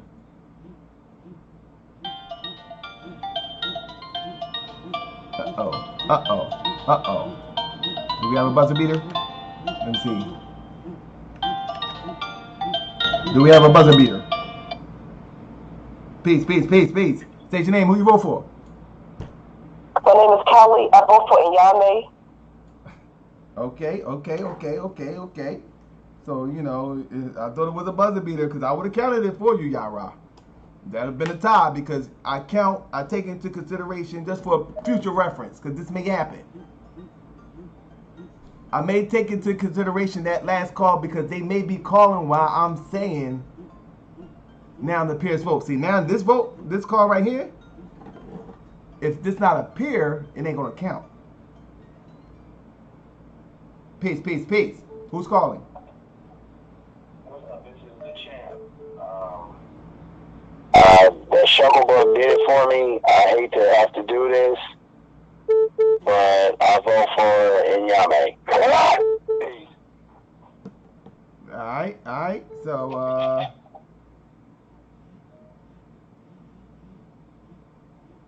alright, so we got one vote for Nyame. Let's go into the next caller. Hello? Sister Napa, the beautiful one. Sister Napa. Shalom, Stellar. I vote for Nyame, obviously. Alright. Shalom. Thanks a lot, Sister Napa.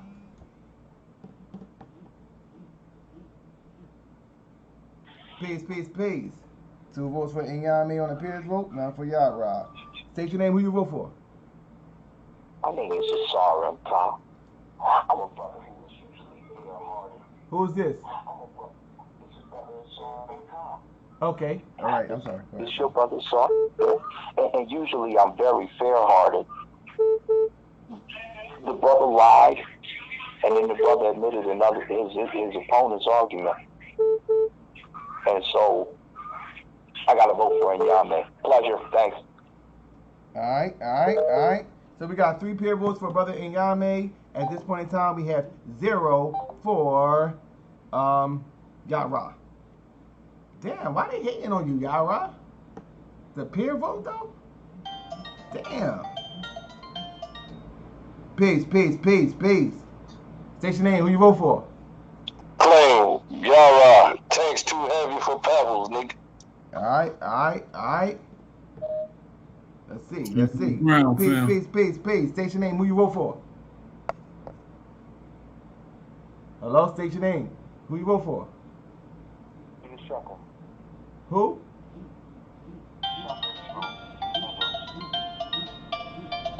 Now, what's your name? Oh, nigga, you ain't a peer, nigga. What are you doing? Nigga said that's Shaka XL. Peace. State your name. Who you vote for? Nkosi, Nyame. Alright. Nkosi votes for Nyame. So that's 4 peer votes for Nyame He won the people vote. He's up 4-1 thus far. I think you need to call some of your war machine niggas. The fuck is taking them so long, nigga? The fuck taking them niggas so long? Peace, state your name. Who you vote for? Madonna Komet, Yarah, tanks on the ground. Alright. Tanks on the ground, family. We don't cheat for votes, Solar. Alright. I want to see a war machine nigga call in and vote for Nyame, and then I would agree with that. I voted for Q. No, I'm talking about right now. Peace. State your name. Who you vote for? Never been an argument. Peace. This is Brandon Bay. I vote for Yarah. Yarah. Alright, so we got 3 now, 3-4 now. Keep This thing rocking. Peace. State your name. Who you vote for? It's Chris. I vote for the Sith Lord. Shout out to Nyame. Alright. So we got 5 now for Nyame and 3 for Yarah bin Nazareth. What's good, family? It's gonna go down to the nitty gritty. I already know that this is gonna be a very interesting. We got some text votes in, but I'm not gonna call them yet.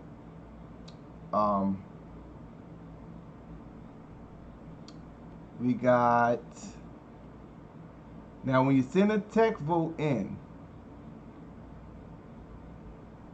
When you send a text vote in, make sure you put your name on there because I'm not going to count it if your name is not on there. You know?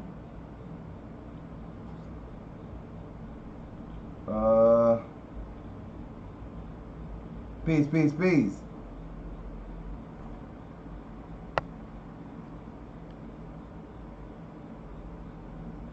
Alright. You gotta call back. Call back. This phone froze. I can't.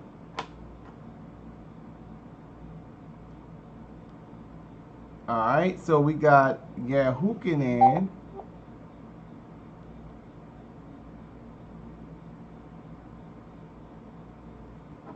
Solving the race problem votes for Nyame.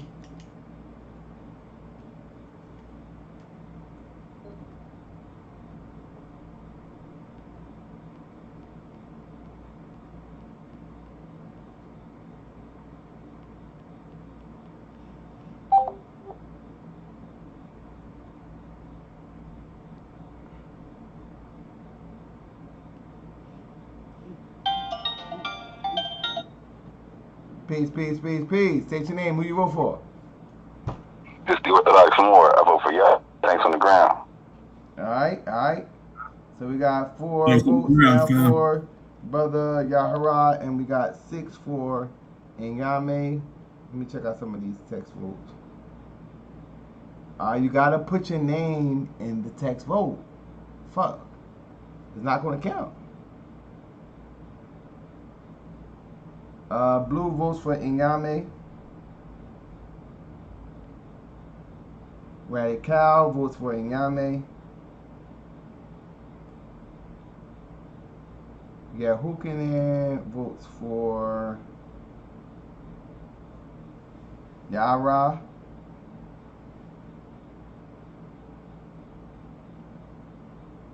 Alright, so that's all with the peer votes. So now that leads us to 1, 2, 3, 4, 5, 6, 7, 8 for Nyame, and 1, 2, 3, 4, 5 for Yarah. You know?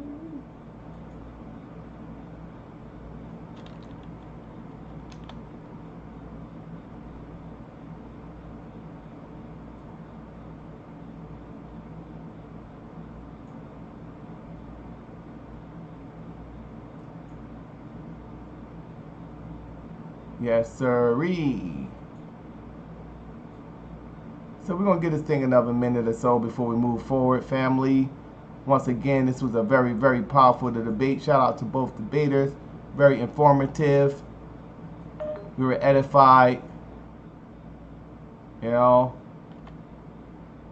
but I still made both of you niggas shucklebuck at the end. When it all said and done. Both of you niggas shucklebucked at the end of the day. And True Justice sent in his vote for Yarah. Okay. And Anonymous Hebrew, my bad, call back. Anonymous Hebrew. Call back, Anonymous Hebrew. I just hung up on him. So if you ain't put your name in the title, it will not be counted. Okay, Dunzali votes for Nyame. So we got 1, 2, 3, 4, 5, 6, 7, 8, 9 votes for Nyame, and 1, 2, 3, 4, 5, 6 for Yarah. Alright. Once again, this was a very, very interesting debate. And hold on a second. I'm telling you right motherfucking now. This shit right here ain't gonna stop. Peace. State your name, who you vote for? Peace. It's anonymous, man. You know I gotta give it to Elder Yarah, man. Tanks on the ground. Alright. Shout out to Thanks on the ground, family. Yarah. Gets another vote from Anonymous. 1, 2, 3, 4, 5, 6, 7. 7 to 9 thus far. I'm gonna send my vote in. My vote counts for the peer vote. I'm voting for Yarah. I'm gonna add this vote right now. Saying I'll fuck with you. Yo, family. I know y'all have been bitching like a motherfucker. I did that shit. So we get this thing another minute or so. Let's see. Peace. State your name. Who you vote for? I'm a young Yarah. Alright. Amayan votes for Yarah. So Nyame is still up by 1 vote because he has 9 and Yarah has 8 votes. Yarah, should my vote count, Yarah? Can I vote Pierre's vote? You won't have a problem with that, would you? Yeah, I would. You would? What about you, Nyame?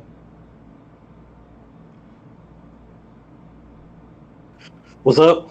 Would you have where's your problem if my vote counted for a peer vote? I mean, you can do what you want. That you are right. I'm just fucking with you.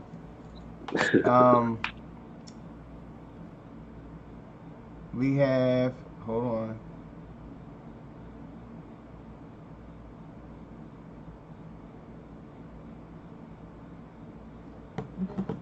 Table of Kings. Who you vote for, Table of Kings? I got Yarah. Appreciate Yarah on this one. All right, brother. So Shout out to you. Peace to you, Danite. 1, 2, 3, 4, 5, 6, 7, 8, 9 for Yarah. 1, 2, 3, 4, 5, 6, 7, 8, 9 for Nyame. Tied up, family. Who's going to get the tiebreaker? Who is going to prevail on the peers vote? Very crucial, right? Because you want to go into this thing. At least you want to go into the. You have a puncher's chance when you're going into the judges round tied up. You know what I'm saying? You don't want to go into the judges round all down, where it takes only one judge.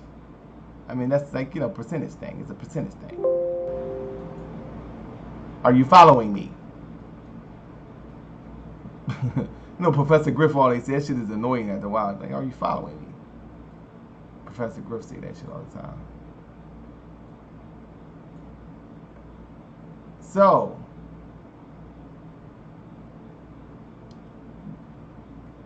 we can now go into the judges round, family. The judges round. Hold on, wait, we got tied up, right? 2, 4. Oh yeah, we tied up. Hold on.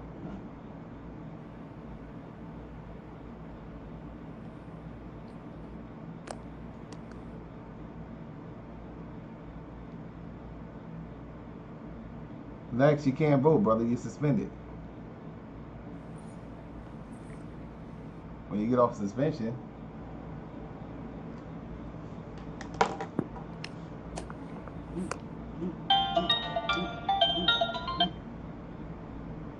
Peace, peace, peace, peace, family. State your name. Who you vote for? This your hookah. Hey, you didn't get my text message for text vote for Yarah? Alright, what you called in? Oh, all right, yeah. I now what you must have did it on my old phone. That's probably what you did. No, I sent it to this number here. But yeah, my vote for Yarah. Shabbat shalom, family. Alright, so we have 10. We'll give it another minute or so before we move forward. Yeah, you call Yahuwah out already. Yeah, I called it out already? Yeah. Okay, yeah. So yeah. I kind of figured that.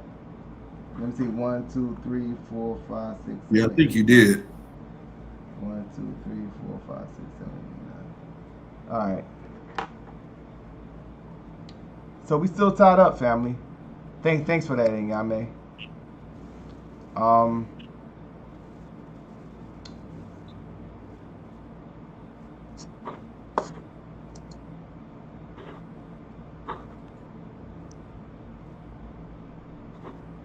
Once again, we're going to be rocking out not tomorrow, but the day after tomorrow. Miss Howard will be going up against Nkosi. And on the 26th, Domo will be going up against Brandon Bay.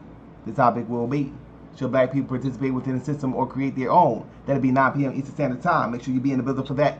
Family! Alright. Peace. Q. Let us know, family. Who you vote for? Yeah, peace, man. This is Q, man. This was a wash. It was real easy. I gotta give it to my brother Nyame, man. Good job, both debaters, man. But I gotta give it to Nyame. Peace. Alright. Shout out to the Cube. We're gonna give this one to Nyame. So he now has 10 votes to 9 over Yarah. Alright, so once again, we give it another minute before we move forward, family. And just to let you guys know, Domo will be debating Brandon Bay. Should black people participate within the system or create their own? That'll be 9 p.m. Eastern Standard Time. Make sure you be in the building for that, family. Anonymous Hebrew will be returning to go up against Rabbi Lewis. Does the Bible condemn homosexuality? 8 p.m. Eastern Standard Time. Outside the King will be going up against True Justice. Are there contradictions in the Bible? 4 p.m. Eastern Standard Time. Make sure you be in the building for that, family. That'll be September 1st. With that being said, we can now get into the judges round. The judges round is now in effect, family. Let's start out with the Sister Amber. Sister Amber, who you vote for and why? Hey, instead of me going down my list how I usually do, I'm going to deal with just the shuckle buck because these boys were shuckling. Solo, you did a great job. Actually, this kind of helped with my decision a bit. The map that was blown up was admitting to after the 1500 BCE period. Did you guys, just to the debaters, did you guys agree on this time period, 3300 to 1500 BCE? Did you guys both agree on that? We did in our initial conversation. I think he just wanted to change it to just to Aryan migration. He had some changes to it, but when you're debating the Aryan migration theory, which is the debate we agreed to have, it's only in between that time period. no other time period. You can't argue anything before or anything after that time period. I can't get on there. Okay, so the map did say past that 1500 time period, but in the shuffle, Solar asked you about 4 or 5 times. Hey, Amber, no, we never agreed on. All right, wait. if it was We're not gonna get into all that about Yeah, but she asked the question, and I couldn't get on because my phone froze up. Yeah. We never talked about no after 1500 BC. You don't see it in the premise. All right, so we never sister, talked about just go by what the title says, sis. Okay. Yeah, okay. So then in the shuffle book, outside of the map, the shuffle book, Solar had asked Yarah, and he had admitted that the invasion was at the 2500 BCE period. So within that 3300 to 1500 BCE period. So I have a draw. So you have a draw? Yes. All right. So let's go to Kevin G. Kevin G, who do you vote for, brother? Hey, what's up, man? Can I be heard? All right. Yeah, so it was a lengthy debate. That's for one thing. But I think that Yarah, when he came out, man, he had a powerful opening. I had to get that to him. He laid out his whole premise. Offers the alternative theories, language diffusion versus acculturation, the out of India theory, which I thought was a little bit lacking. Suggests India was the Yarah of the Indo-European people, and that Aryans may have been the peoples that populate the Indus Valley civilizations. He actually acknowledged in his opening pretty much what he followed through with, improving that 3300 to 1500 time period, which I think he actually stayed solid on. In Nyame's opening round, no disrespect to his presentation, but I just saw like a lot of pictures. I didn't think it really gave me or informed me about his argument. He showed a picture of a couple of dark-skinned people saying these were the original people, with no kind of archaeological, cultural, no type of language showing anything about these people that are there. Just nothing to really solidify the point on anything until he really got to his response round, where he started to show a little bit of information from a source that I believe Yarah actually refuted. So it's like a lot of going back and forth, but I saw more, to be honest, non-biased, I saw more references and information on Yarah's side than I saw on Nyame's side. And this is the thing that really was the dagger for me. When Nyame pulled out one of his slides, he actually pulled out a book that he used as a reference to talk about the Indus Valley civilizations that declined around 1800. But he skipped the slide. And this is what it actually says on the slide that he pulled up. He says the Indus Valley civilization declined around 1800 BCE, and scholars debate which factors resulted in the civilization's demise. One theory suggests that a nomadic Indo-European tribe called the Aryans invaded and conquered the Indus Valley civilization, though more recent evidence tends to contradict this claim. And I'm looking at it and I'm like, okay, this is at 1148 of his premise round. It's at the timer's at 1148, and I actually took a screenshot of it for people saying I'm a liar. And when I saw that, I'm like, okay, he presented a source about the Indus Valley civilization declining, but in his same source, the author also says that there's evidence that came out that contradicts the claim of an Aryan invasion. So I'm like, okay, So I don't think that was well thought through. I would say it was a close debate. I think both of them did a good job overall. But when it comes to the information and me having something to actually go off of, and based on that one slide that Nyame used to prove about the valley being around a river, but in that same quote, the author said that there's recent evidence that disproved the Aryan thing. It's like, man, I mean, that's kind of sloppy. So I'm going to have to give that to Yarah. All right. Shout out to brother Kevin G for that vote for Yarah, and okay, it is on you, brother Kansu. Peace, power, man. Really good debate, man. Real interesting. This topic is a real, wide-ranging topic. And the title of the topic or the debate is the Aryan Indo-European migration, fact or fiction, not dates, not whether dates are accurate. Anybody that studies history knows that you have to give a certain leeway for time anyway. So that would be non sequitur. And I saw it shifting. In the beginning, Yarah had an excellent opening. I thought that he had structure. I thought that he showed, he provided source to support his premise.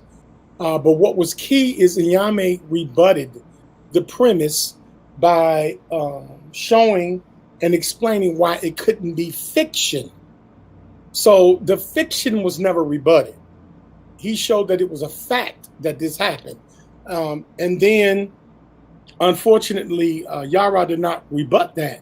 He went into the argument of debunking the sources and adding timelines. Now, if the premise was different, I could see that being validated to a degree.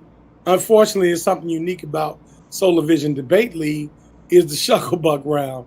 And when the Shucklebuck round came about, Brother Solarman asked almost 3 times, and I thought Solarman was coaching. I'm like, what are you doing, Solarman? But it was kind of smart what Solarman did. He was saying, what does the timeline matter? If the migration happened, it couldn't be a fiction. And regardless of the timeline, the migration happened. And not one time did Yarah pose a fact that it would be a fiction that the migration ever happened, because you cannot be accurate on historical dates that far ago. And so with that being said, I cast my vote for Nyame. All right. So with that being said, congratulations to brother Nyame, who was able to pull out the win. Shout out to Yarah bin Nazareth. It was definitely an excellent debate. Yeah, family, this is how it goes on Solar Vision Debate League. You know?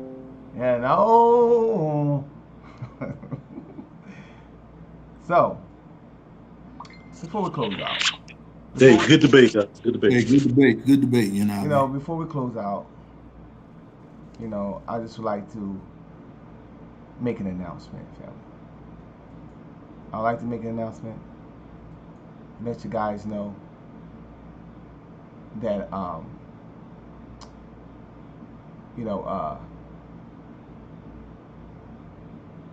was checking out some things after the last debate, and I have to publicly castigate a debater. I usually don't do this, but this is in light of the league, and I'll give y'all the backstory because I want to use this as an example of what not to do.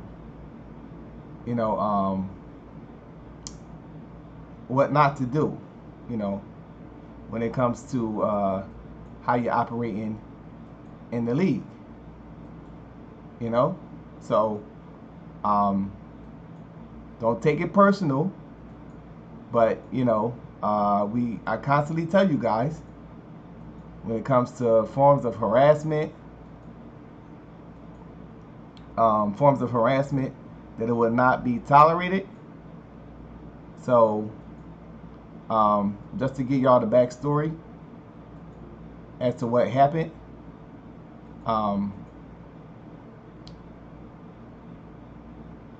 you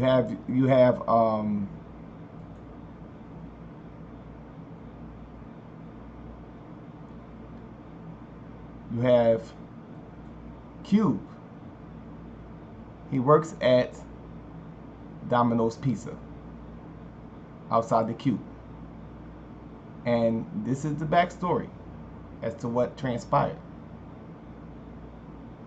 He works at Domino's Pizza, and he's a pizza delivery man. And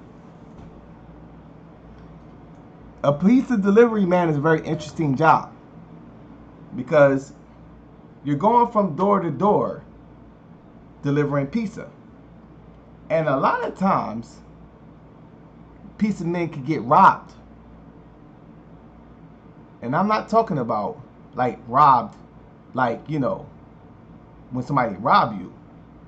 I'm talking about they could get robbed racked. You see rob rack in the background. Sometimes the policeman, the pizza man could get robbed.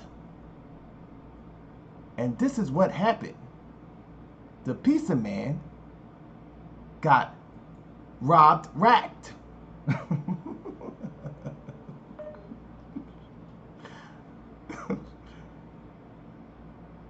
The pizza man got robbed rack. Shout out to both debaters. It's been a very interesting debate. With that being said, this is your boy Soul of Mind. We're going to sign out for now. Rob Rack, you will be getting that call. You cannot be jamming fellow debaters. You will be getting that call tonight, brother. You will be reprimanded for this. We call it the Rob Rack rule for a reason. Alright? So no strong arming fellow debaters. Alright? So with that being said, we're going to sign out for now. Shout out to both debaters. This is Solar Vision Debate League, man. Peace. Welcome to the sun, to the sun, to the sun. All right, thanks, judges. Appreciate it. I'm going to bed. Hey, yo, YQ face look like it's in the sleeper hole, yo. Nigga look like a choking sea animal.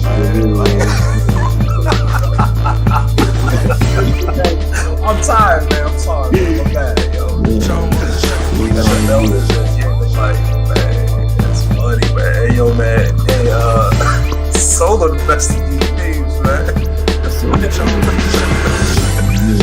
Oh, man. Hey, congrats, Nyame, man. That was a good debate. That was great, man. Yeah, that was good. Yeah. All right, peace.